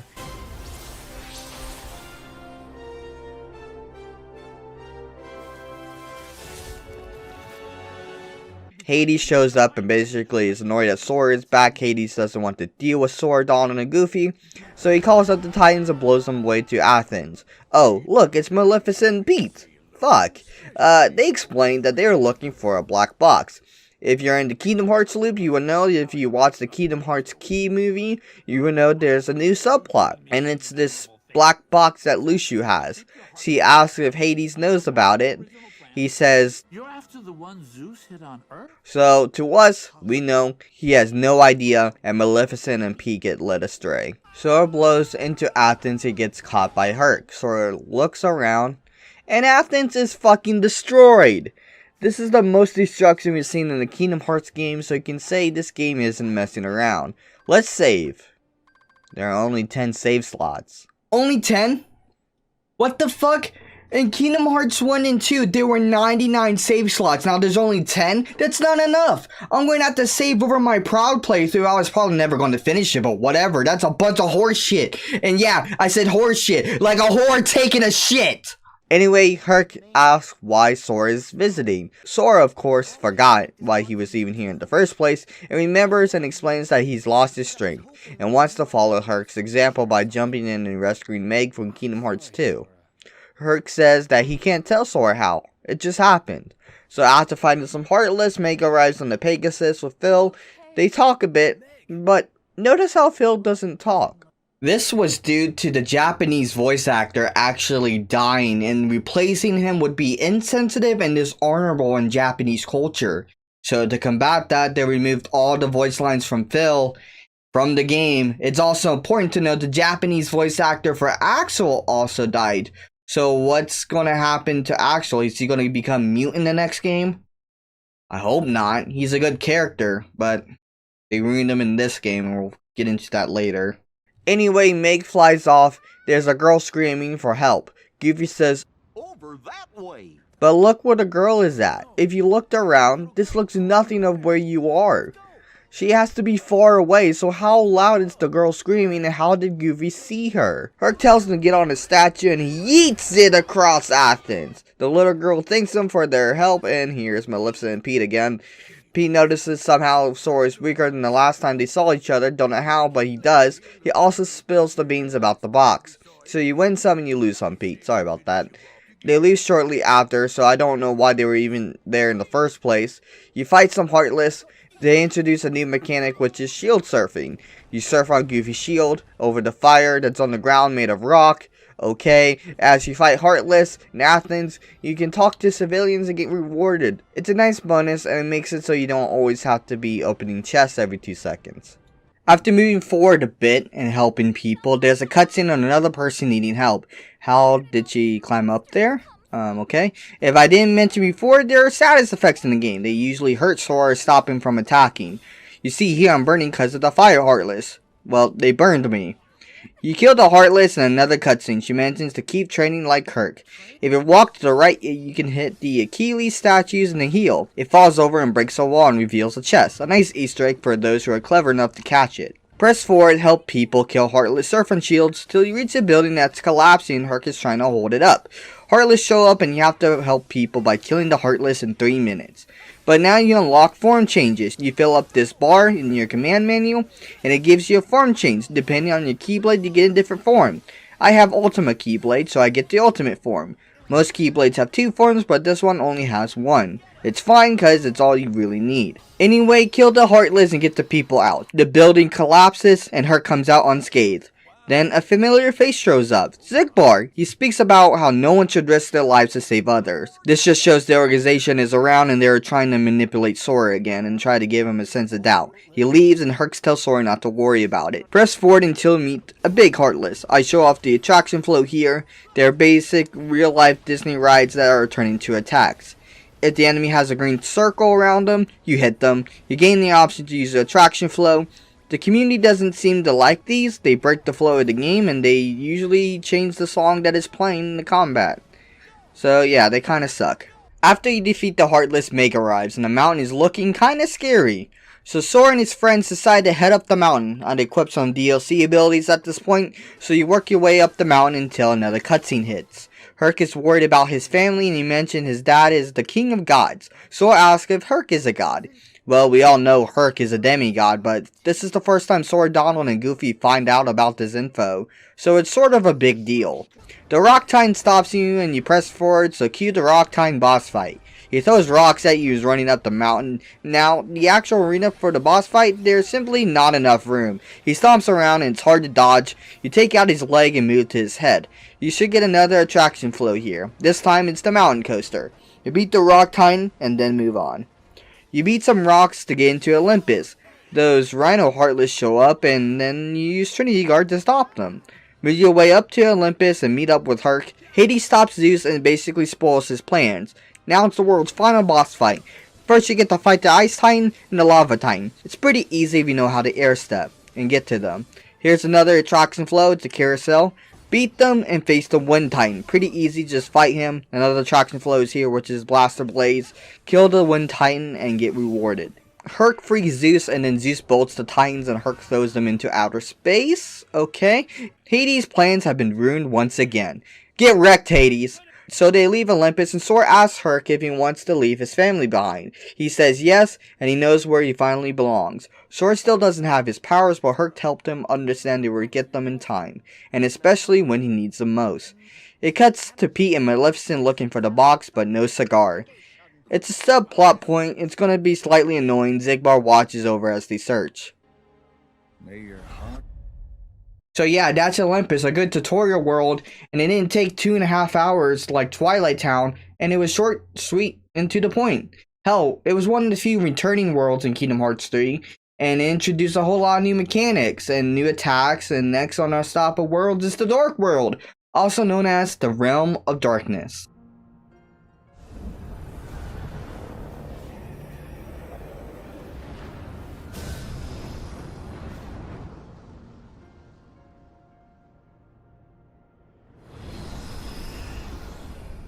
Riku and Mickey has been looking for Aqua since Mickey abandoned her 10 years ago. Good job, Mickey. So she's been kinda missing since then. Riku reminisces of his dark past, and Mickey said that he's grown since then. Riku says he's excited to be here, and that he's in control of his powers. Mickey says he has the strength to protect what matters, triggering a memory for rebirth by sleep of when he met Terra. They move on to the land of in-between. Riku says he's been here with Sora, and says maybe Aqua found a way out. But Mickey says her trail is gone cold, and says they are not equipped to go any further. Heartless show up and it looks like it's Demon Tide. You fight it, and then it swallows Riku. Riku hears a familiar voice and gets spat out, and now he has a haircut. Good job, Riku. Mickey and Riku check if each other are okay. Mickey points out Riku's Keyblade is broken. Riku wonders how long they're going to keep Aqua waiting. Mickey says Aqua is like Sora. What? No. Strong like Sora. What was that supposed to mean to suggest? Anyway, this sits well with Riku, and Riku sets the Keyblade in the sand for the other him, the Riku replica. Back to the mysterious tower, Sora tells Yen said he could not get the power of waking. They discuss it a bit, and Mickey and Riku show up. Donald and Goofy tell Mickey of their time at Olympus. Riku and Mickey say Aqua's trail is gone, so they figure someone close to Aqua could pull her out of the darkness. They go through the possibilities of who could have saved her, and Sora says he'll save her. But the crew tells him no once again. Mickey mentions him and Riku need new Keyblades. Yinsid says to give these new clothes to Kairi and Lee. Yinsid says he has new clothes for Sora too. He also says there is a special gift for Sora in there. Jiminy Cricket shows up because why not? Yinsid gives him a summon and they head out. Now in space, Sora still has no idea where to go. He gets a call on his new gummy phone. He answers it and it's Chip and Dale. They update them about the phone and they tell him about Ansem's code. And a new face shows up, Ienzo. He updates Sora about their existence from them being nobodies to being human. Ienzo goes on to say that Sora's heart does not belong to only Sora. Sora, also not surprised, says it's probably Roxas. Ienzo says that Sora and Roxas can coexist. Then they kinda leave it at that. Sora is determined to find Roxas, so they go to the one place they know Roxas could possibly be, Twilight Town. And there's the title card. Now the game can get really started now. The gummy ship portion of the game is very minor to the grand scheme of things. Just know it's a staple. It's how you get to world to world. You fight special bosses and get special materials. We'll glaze over gummy ship parts from time to time, but it's not too terribly important. Also take note, a whole nother development team was brought in to make the gummy ship portion. Anyway, let's go to Twilight Town.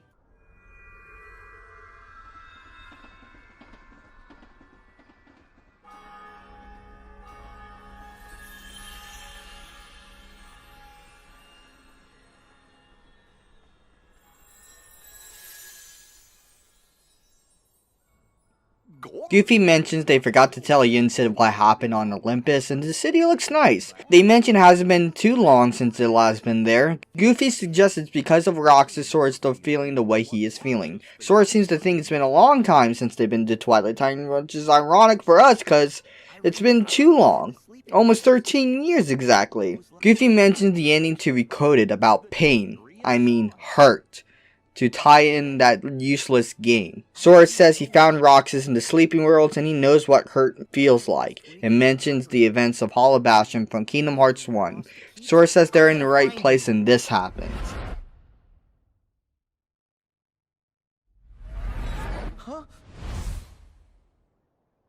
What is that? You fight some nobodies, then Hayner, Pent, and Alot are getting chased by a demon tide. You beat that, then another cutscene. They talk about a few things, and Sora mentions he's looking for Roxas. Goofy shows them a picture of the Twilight Town gang with Roxas, and that rings a bell obviously because they have the same picture but without Roxas in it. Alot wants Sora to go to the old mansion to look for Roxas. They can take a picture together, and this also introduces the lucky emblem. Find 90 of them, or maybe closer to 80, I forget, and you unlock a secret cutscene. This also unlocks picture mode, where you can take pictures with the gummy phone. But before we go to the mansion, let's check out the classic clock tower. Oh, I can't wait to see this.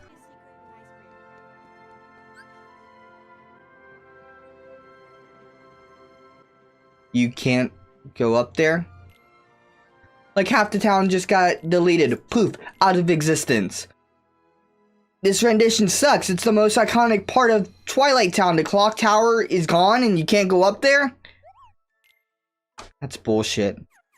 Life sucks. Well, now we know that life is disappointing, let's move on to the mansion. We run into Remy from Route 2 as the first Pixar character, which is huge because it was a highly requested thing. Sora tries talking to him, but no human can understand him. Remy tries to control Sora like he does in the movie. Sora then helps him get some fruit and then they move on. Sora has a flashback of sorts at the mansion. The group gets scared by the Twilight Town gang. They discuss that they got no leads from the town about Roxas. They go inside and get on the computer and find out that the Twilight Town is locked. Sora gets a call from Yenzo. They basically transfer some stuff through networks and sorts to make a painfully long cutscene short. Yenzo tells Sora about Vexen disappearing. The crew leaves except for Pence. Sora, Donald, and Goofy leave too, and run into Xemnas and Ansem. They tell Sora that Roxas should never existed in the first place. Sora says he can't exist and he will put Roxas in the other Twilight Town. Goofy mentions that Xemnas and Ansem are part of Xehanort and they couldn't coexist independently. So why can't Sora and Roxas? Xemnas says he can only be summoned by the darkness, so he asks, Sora, have you finally decided to call upon the darkness? What? Then they summon some heartless and nobodies, and you beat them no problem. You get back into town and run into Uncle Scrooge. He reveals that Remy is the chef of his new restaurant. He also asks to get some ingredients real quick. Find 9 ingredients as a tutorial of collecting ingredients as a food mechanic for the game. You get back to him and find out the Twilight Town gang are working for him.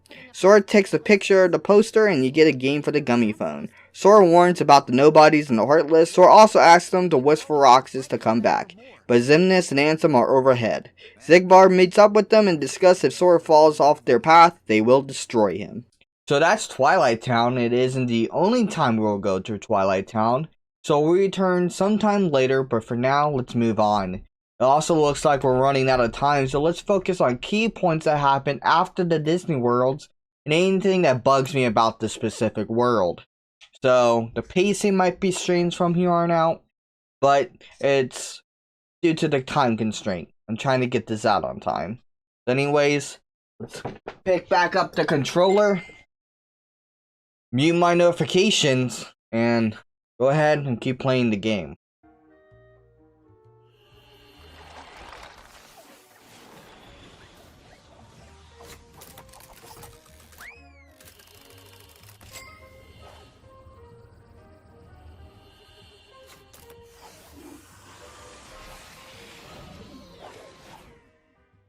I don't really have too many complaints for the Toy Box world. Young Xehanort is here and he is cool and everything, but there's one particular scene that opens the world.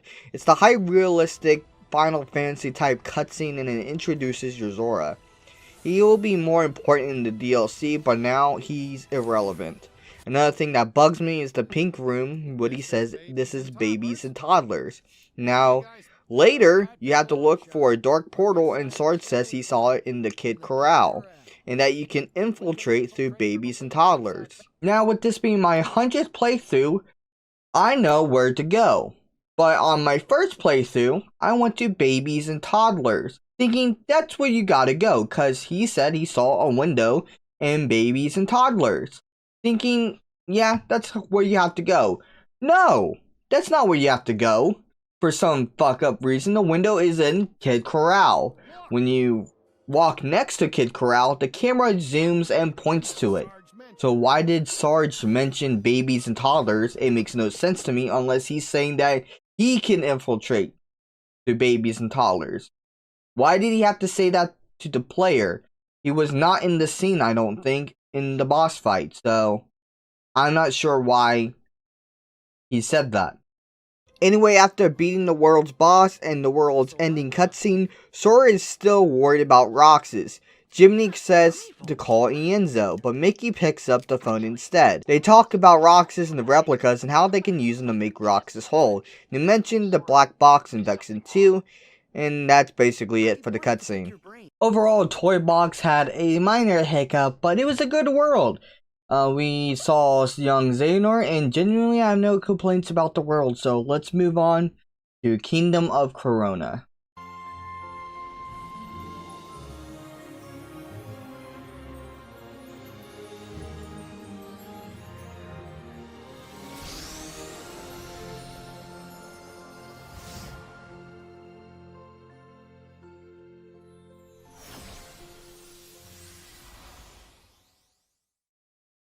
Same with Kingdom of Corona, I don't have too many complaints. Seeing Sora interact with Rapunzel and Flynn Rider was fun and exciting. The mini side thing of showing Rapunzel the outside nature and getting rewarded for it when you arrive to the kingdom was a nice side bit. Malusha is here and causing trouble like always, but he's a mad type of character in my opinion. And the dancing mini game was okay, not my favorite, but I don't hate it. But the world's final boss is just another giant heartless. At this point you might say there's a pattern, but the saying goes once is an accident, twice is a coincidence, and 3 times is a pattern. Also, Sora, Donald, and Goofy are just there at the end, so they do say final goodbyes, which is good, but other than that, the ending of the world just falls a bit flat for me. P and Maleficent are still looking for the box, still not finding it. Riku and Mickey finds out Vexen left a long time ago from the Students of the Heart. Riku figures Vexen was taken, so that's the gist of that. The next cutscene is Vexen and Saïx talking about replicas, and that's about it. That's Kingdom Corona, a good world with another giant heartless, but let's continue straight into Monstropolis.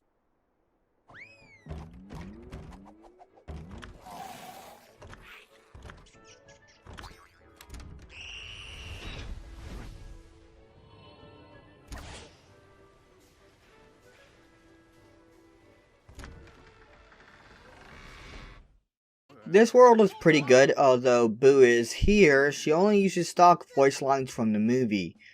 This world is sort of meant to be a sequel to Monsters Inc. Randall is back with the Unverse.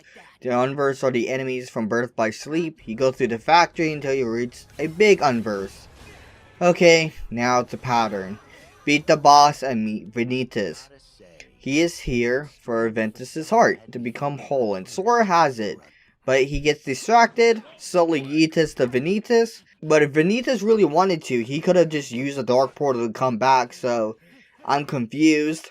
Sora, Donald, and Goofy say their goodbyes and they move on. Next cutscene, Sora still wants to go to the realm of darkness. He gets a call from Yenzo. He talks about Ansem's code and Vexen's replicas. He mentions there are 3 hearts inside of Sora's. We know one is Roxas and one is Ventus, but who's the 3rd heart? Sora's heart is just like a hotel for sleeping hearts, I guess, and I swear if I say hearts again, I'm gonna have an aneurysm. Next is possibly the most confusing cutscene in the game. It's Aqua speaking to Ansem the Wise. This takes place after the Blank Points cutscene in Birth by Sleep's secret episode. Ansem, Seeker of Darkness, comes to speak with Ansem the Wise about a girl they experimented on, in which another subplot is introduced. And this game is getting a lot of fucking subplots for some fucking reason. He takes Ansem the Wise and throws Aqua into the water, causing her to fall to darkness. Back to Sora, Chip and Dale say Merlin needs him. So that means Winnie the Pooh time. But fuck that, I'm not a masochist, so I'm gonna go to Arendelle first, even though I hate that world more than Winnie the Pooh.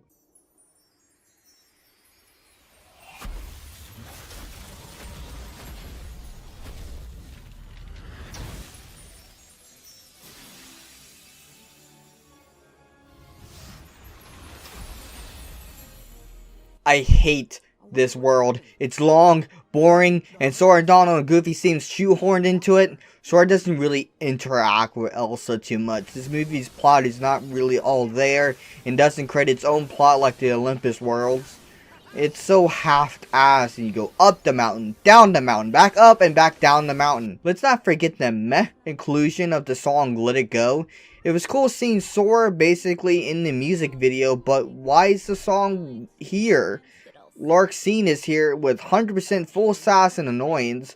You go down the mountain as the worst sled ride ever as Heartless chase you down. This is really hard because they shoot at you as you ride down the mountain. You meet up with Anna and Olaf and Kristoff. Anna explains her relationship with Elsa to Sora as she sings Do You Want to Build a Snowman for some fucking reason. It doesn't fit and it's hard to listen to Anna. You build Olaf because the Heartless broke him.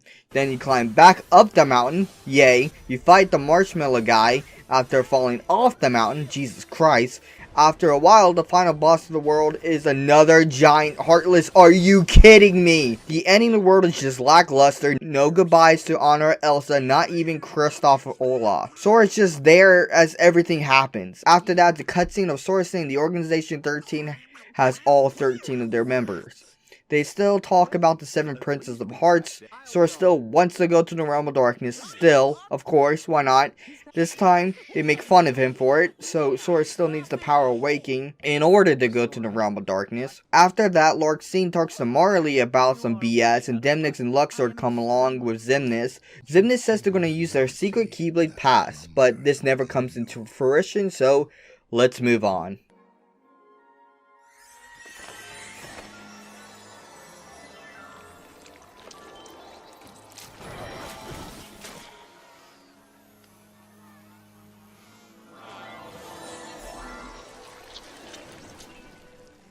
The 100 Acre Wood is a minigame world of Candy Crush, and instead of candy, it's plants, fruits, and veggies. You're here because Sora disappeared from the cover of the book, and it gets very, very vaguely explained. It's so vague that I don't know why we're here, so let's move on.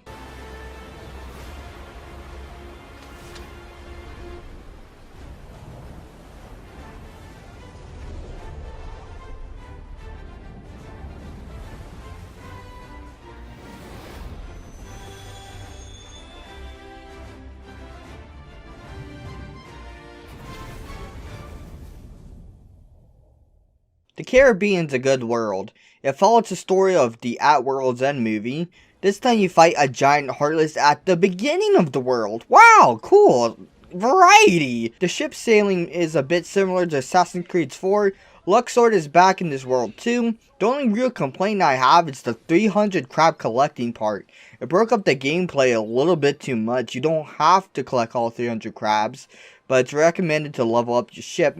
But the final boss is Davy Jones himself, no giant Heartless. After all this is all said and done, the next cutscene is Kairi and Axel. Kairi has changed clothes and they talk about that a bit. They also mention that their training's almost done. They also talk about nominating Roxas, then it cuts to Riku and Mickey fighting in the Realm of Darkness. Mickey gets maxed, so it's to be continued until we finish the last world, which is San Francisco. But before that, Hayner, Pinch, and Alot help Ansem the Wise escape Ansem Secret of Darkness. Vexen helps him out and reveals himself in the sewers and says he wants to help. Now let's move on to the last world.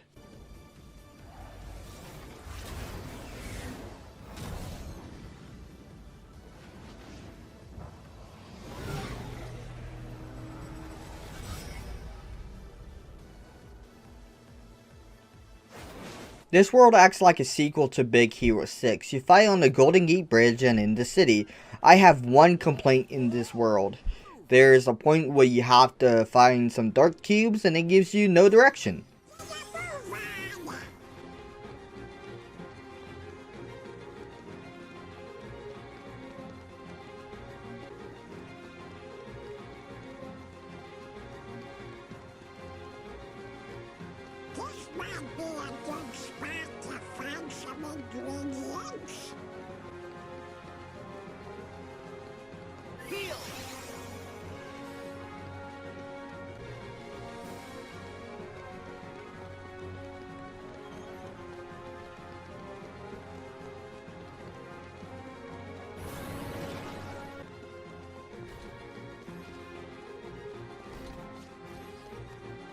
Where the fuck do I go? Eventually a waypoint appears and you kind of fight the dark cubes.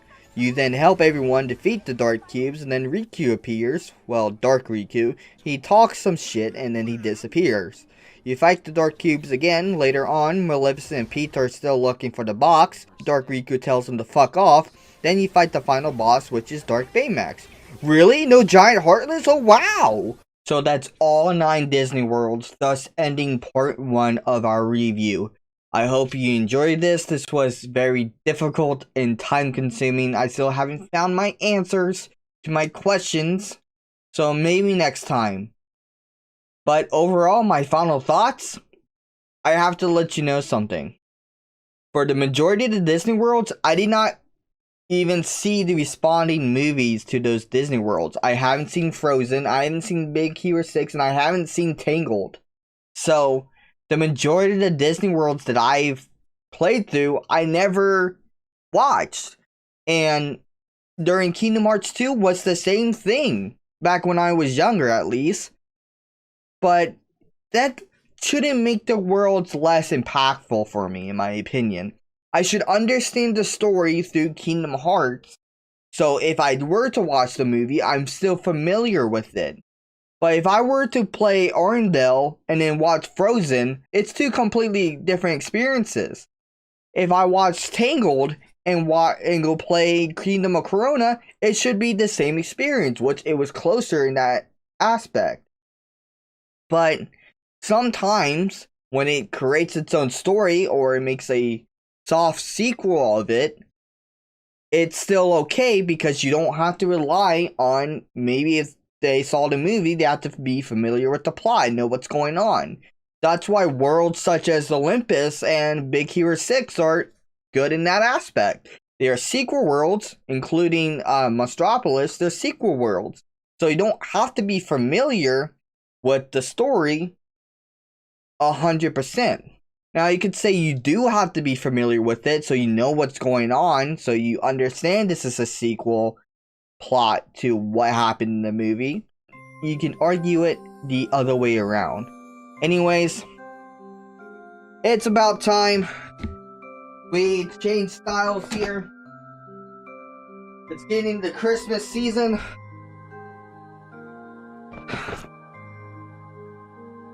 And we have a Keyblade War to fight. Fuck.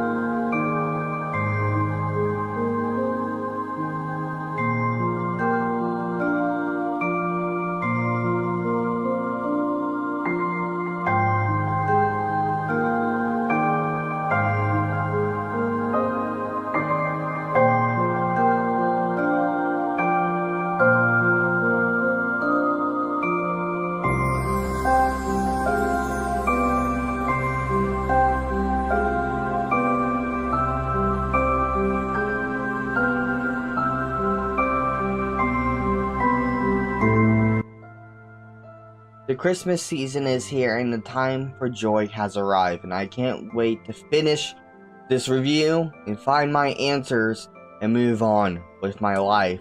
Last time we reviewed the game from start to nearly finish, and I glanced over the Disney worlds and they held little importance as mostly the content is at the ending of the game, so let's begin.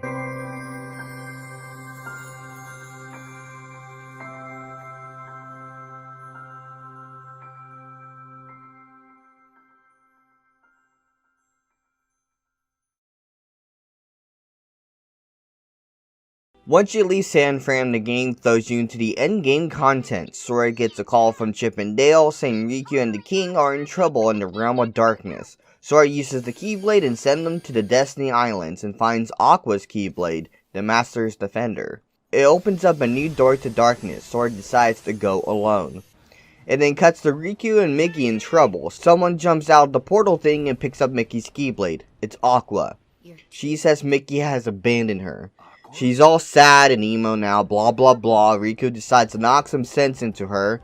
He then fights the Demon Tower until you use the Situation Command to summon Sora. They eliminate the Demon Tower together and free Mickey. Riku goes to him, but Aqua tries to attack him. Sora stops her, keep this in mind later. Sora then fights Aqua and defeats her. Aqua falls into the water again, and Sora reaches out and pulls her into the light. There's a whole scene of her returning to the realm of light. As soon as she's home, she sets off with Sora, Donald, and Goofy to get Ventus. There's a cutscene of Demnix and Vexen conversing. The conversation is very vague. In the next cutscene, Demnix brings a vessel for Ienzo, along with Ansem the Wise. So Vexen just got help for him to atone for his wrongdoings. Dylan's and Alias come back in. They don't talk. There's no talking, things getting out of hand. It cuts back to Sora, Aqua, Donald, and Goofy at Castle Oblivion, which Aqua turns into Land of Departure. You go inside and see Ventus sleeping still. Sora still has his heart, so he can't wake up yet. Vanitas comes and interrupts things, and Aqua fights him. She locks off the battlefield so Sora can't help. A cool detail here is Sora looks directly at you while you're fighting Vanitas. She plays similarly to how she played in 0.2 Birth by Sleep.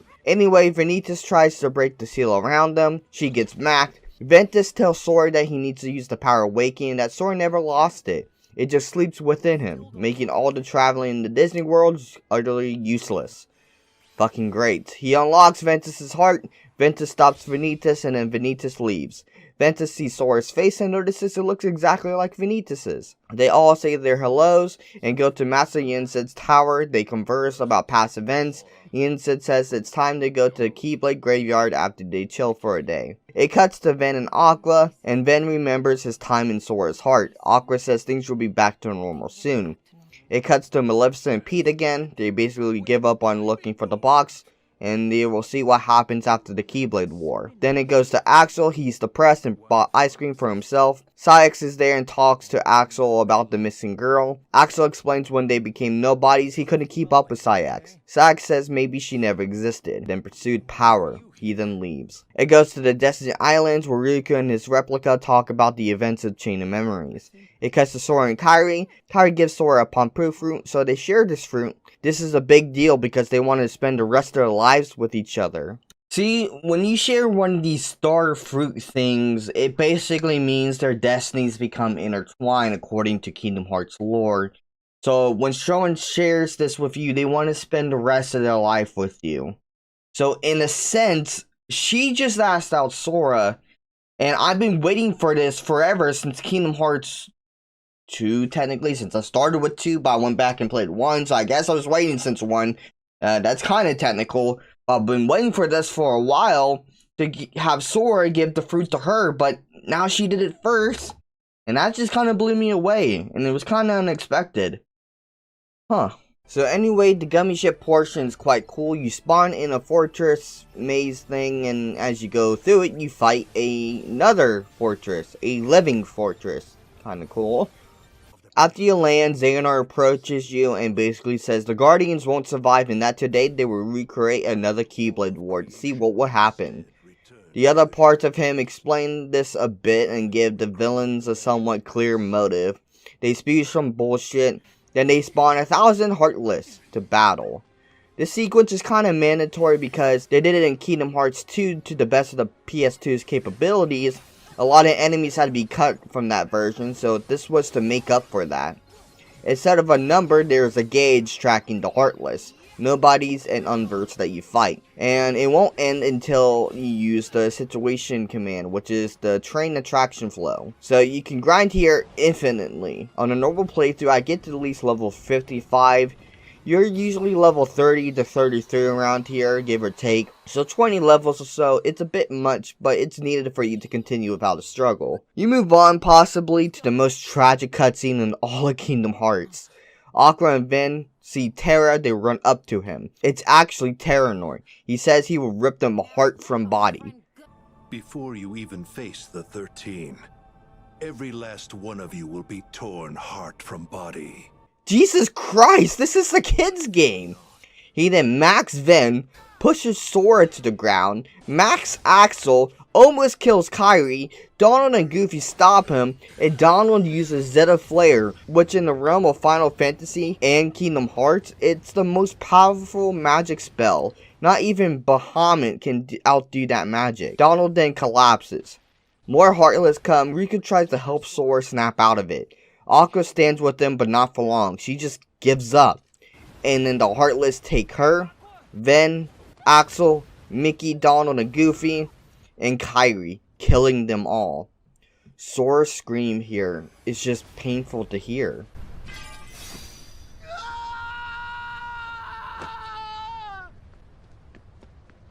Sora!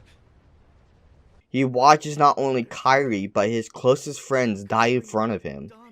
Riku has no idea what to do, but to comfort him, Riku stands up. Sora, you don't believe that. I know you don't.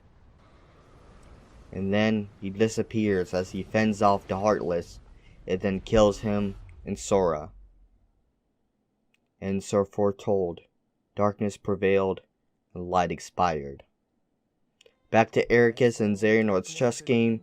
Xehanort thinks he got Ericus beat, but Ericus says it's not over and it's no fun if you know where it's going.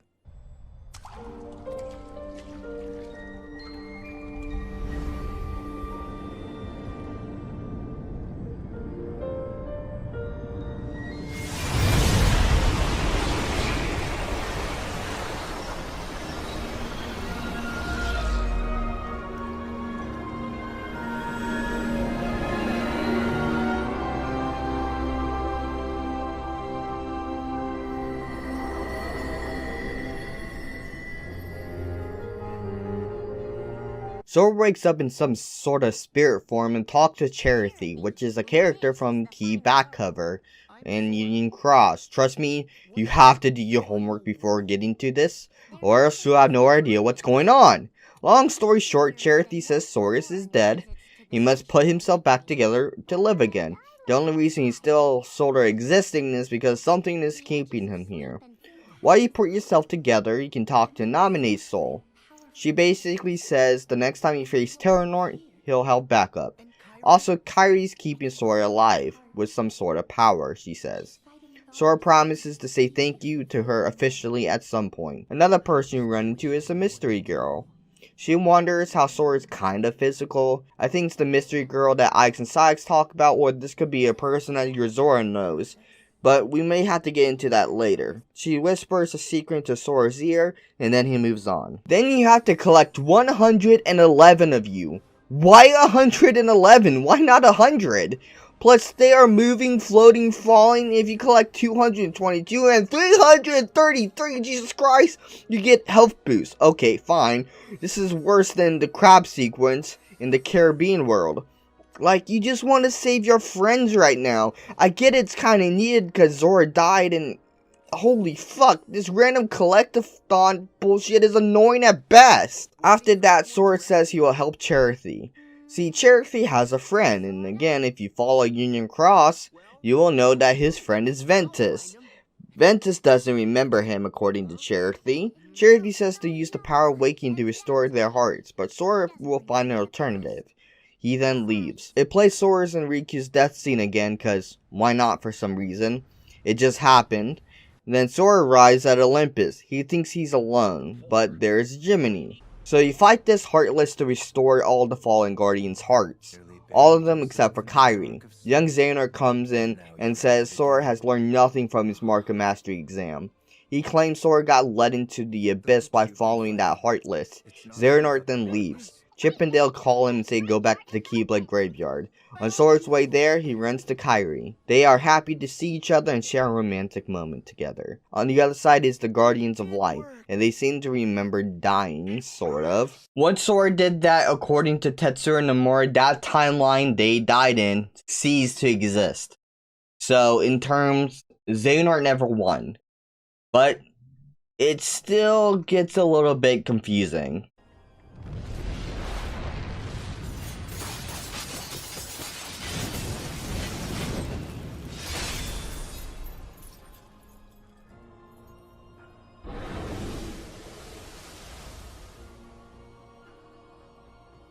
They press forward back to Terranort. Look, they walk up to Terranort as if they never experienced this before. I'm so confused. It's the same cutscene. They say the same exact thing verbatim, but this time, Terra's lingering will stops Terranort. They fight until they're off screen. And then more Heartless show up again. You fight a Demon Titan and it turns into a Heartless tornado. Sora says he will take it on, and Informer from Union Cross steps in to help him. Again, do your homework and you won't have any questions for the test that is Kingdom Hearts 3. You destroy the tornado by pressing Y a million times, then Dark Riku comes and taunts the real Riku, then summons even more Heartless, but Yen Sid saves them, Donald and Goofy stay behind, and the Guardians press forward. They meet at the crossroads. Xehanort spits out some exposition and informs the battlefield. Next part you have to do is a mini game to get across the hallway to go to either Riku or Mickey. Again, breaking the pacing for absolutely no fucking reason. If you fail it, you go back. I help Riku first and you fight Dark Riku and Xigbar and Ansem until he pisses off. Now, since you're fighting multiple bosses, every boss you kill saves a checkpoint, and any remaining boss's health. I'll kill Xigbar first. He spouts about if he had a Keyblade, he would have won. He says Xehanort was going to give him his. Xigbar then falls off a cliff and dies. Or does he? Killing Dark Riku, Riku Replica expels his heart and makes a vessel empty, revealing Dark Riku is just another replica. Riku Replica says to use it for nominate, and Sora moves on to help Mickey, and Riku goes to track down Ansem. Moving on, it's Mickey and Sora versus Luxord, Marluxia, Larxene, and Xemnas until Xemnas pieces out and powers up Luxord. Luxord traps Mickey until you defeat him, so it's important to take out Luxord first. He also has the lowest health. Defeating him makes him give you a wild card with an unknown power on it. Also, Mickey becomes free. Defeating Marluxia makes him remember his past memories and his feelings. Defeating Larxene, she reveals that she didn't want to help Xehanort. She just was there for a friend, and again, if you know anything about Union Cross mobile game, she was a close friend with Marluxia in the past life. Quick thing to note, when Sora kills these nobodies, he's actually completing them to be whole again. When a nobody of a somebody perishes, they recomplete to the place where they fell when they were human. Assuming with this logic, Sora is not only helping Xehanort with his plan, because the whole point of this war is to make the Keyblade. When the 7 Guardians of Light and the 13 Seekers of Darkness clash, it makes a piece of the Keyblade. So Sora is helping them make the Keyblade, but he's also giving the organization members a second chance of life. But we're not done yet. We still have 8 Seekers of Darkness to destroy. So, next we're going to go on a field trip real quick. To interlude the war, there's this puzzle, and it usually is super easy, but I couldn't figure it out this time. I had to flip the shit switch. This breaks up the gameplay again for absolutely no fucking reason, and if you're not good at this or you just can't figure it out, you can get stuck here for hours. If it wasn't enough to do that, you have to do another hallway minigame. I go to help Aqua and Ven fight Terranort and Vanitas. Funny enough, if you defeat Terranort first, it plays a small cutscene and then moves on to the Vanitas boss fight. Defeating Vanitas reveals his face to Sora. Sora freaks about this, and then it gets finally explained why Vanitas looks like Sora. He says he was the part of Ventus that was taken away, and Sora made them whole again, so why shouldn't they look exactly the same? Vanitas is a tragic character. In the extended lore, when he was first created, he had to defeat Heartless to make a physical appearance of himself. But when he did that, he felt physical pain. Ever since he was ripped from Ventus, he wanted to be whole again. Vanitas never receives that. With that being said, Sora asks why they won't help him. Vanitas says he does, and that he's the shadow that they cast. Ventus says all people should be free to choose whether they want to be light or darkness, and Vanitas says he did choose, and that he is darkness. He then disappears, never completing his goal. It goes straight into the next cutscene and they try to get through Terra, but it's no use. He takes them for a terrible ride and nearly kills them, but the Guardian saves them, revealing it was Terra the entire time. Sora and Terra mac Terranort and Terra is back to normal. The scene after is a bit emotional. All three of these Keyblade rulers met with terrible fates, and now they are safe. The Wayfinding trio is back. Moving on, you help Axel and Kairi face Sayax and a mysterious figure. You fight a bit until a cutscene plays. Axel gets smacked and Xemnas appears. He asks what final words does he have for his superior. Axel states he was never his superior. He's got friends rooting for him and no one acts as Axel. This is a great scene where Axel finally gets payback for all this shit he's gone through. Oh boy, I can't wait to see what he does. Got it memorized? Is this supposed to be a Keyblade? Or is it some sort of joke?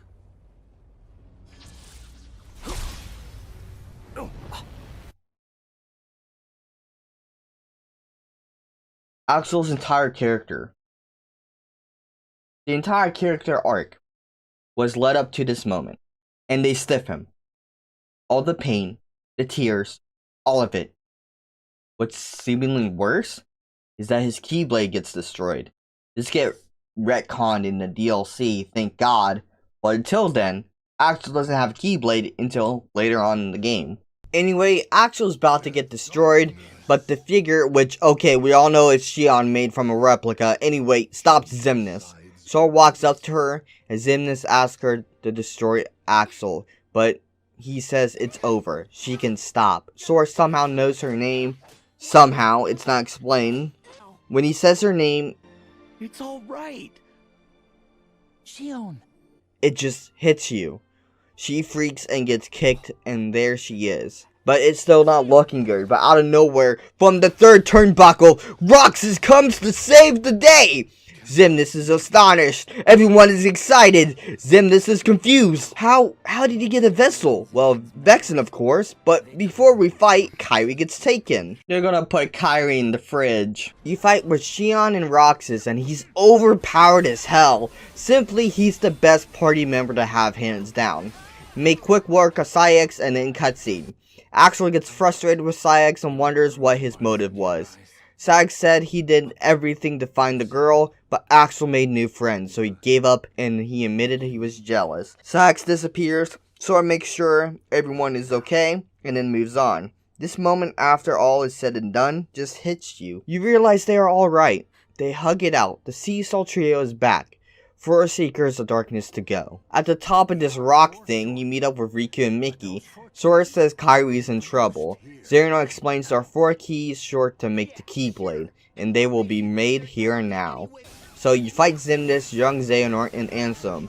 Defeating young Xehanort, he explains that Sora's time is up in this realm, and that he will go back to his own time. Defeating Ansem, he says goodbye to Riku, since they had some sort of relationship. He mentions that Riku is strong, and that he can never outpower him.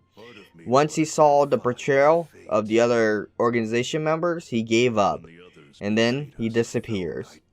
Defeating Xemnas, he says he finally feels something, and it is pain. Sora says that's just being human. Really? It must take incredible strength. After all is said and done, there's one key that remains. So Xehanort summons Kingdom Hearts, and then he kills Kairi, putting her in the fridge. Okay, Sora, where's that Godspeed that he had when you saved Riku? What inconsistent plot armor is this? What the fuck? He summons the Keyblade, Sora is destroyed, but Donald and Goofy encourage him to continue.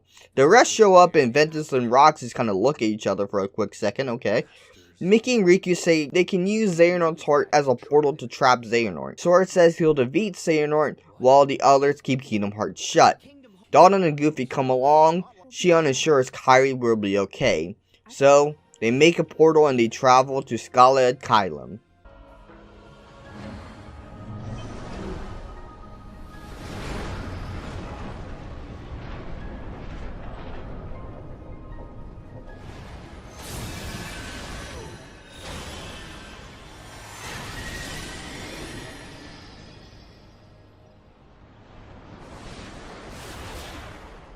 They arrive into town and see a bunch of Xehanorts. They turn into clones and you start a first phase of the final fight. Defeat them, and Xehanort explains that this is the world of power for all Keyblade wielders. He gets some armor, twists and turns the city, okay. And second phase, you fight in a box for a bit. Next phase is underwater, shows the Daybreak Town Tower in the background. Next phase, you're flying, you beat him there, and you go to the sixth phase. His armor breaks and falls back, and Sora follows. Xehanort reveals that he still has the power to Keyblade, and you fight him again. The final phase, he summons Kingdom Hearts, at one point it forces you to go into Rage form, so you can't heal here. You beat him, and then final beam, and...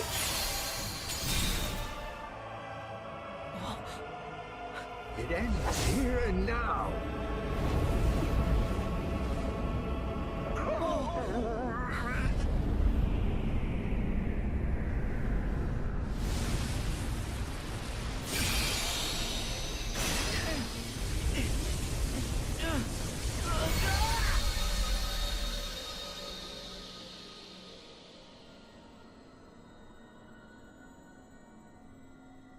What was I supposed to do?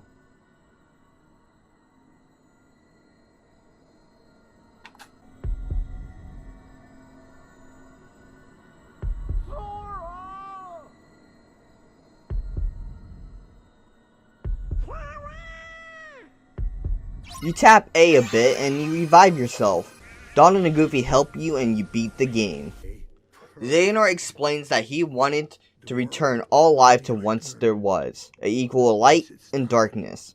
He says there was too much darkness in people's hearts, so he took it upon himself to take the role to reset everything. Kinda like Thanos in a sense.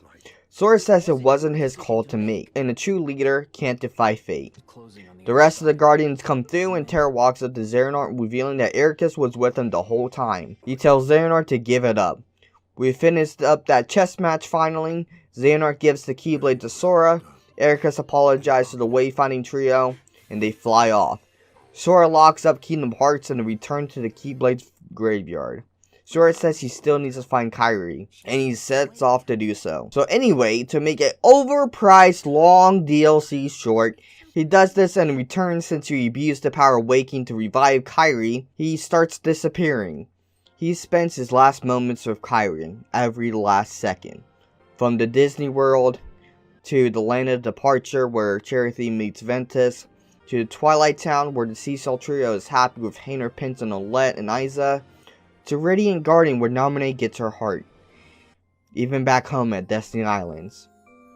As everyone is enjoying the beach, they'll look at Kairi and Sora and watch her love, say something, and then he disappears.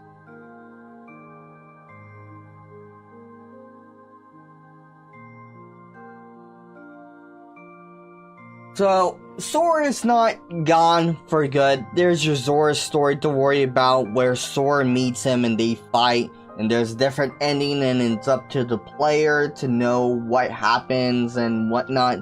I could go on for an entire video about the secret ending for this alone.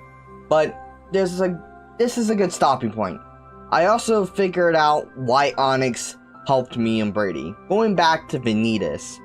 And just like him, he chose to be who he was. And just like him, he wanted to be whole. Not knowing much about Onyx, I can only assume that. But he wanted to fill some void that he has. And his step to doing that was helping me and Brady. Whether it was for good or bad, I still don't trust him as much as I can throw him. But with the game, in my honest opinion, it's my favorite game. Even with its tiny flaws, it's still not perfect, not even close, but a hero, a villain with a motive, and memorable scenes and a soundtrack to boot. Anyway, These last 3 years of WTF Marine have been a blast, and I'm glad to say I'm going to be doing more and plan to continue the series. This year has not been as crazy as last year, but still crazy enough. And we're still pretty much still in the middle of our pandemic, so I had some major stressors working on these last 2 episodes, and I'm glad to be done with them. So this Christmas, I hope I gave you some joy, some happiness, and I just wanted to share my love for Kingdom Hearts. Anyways, Merry Christmas.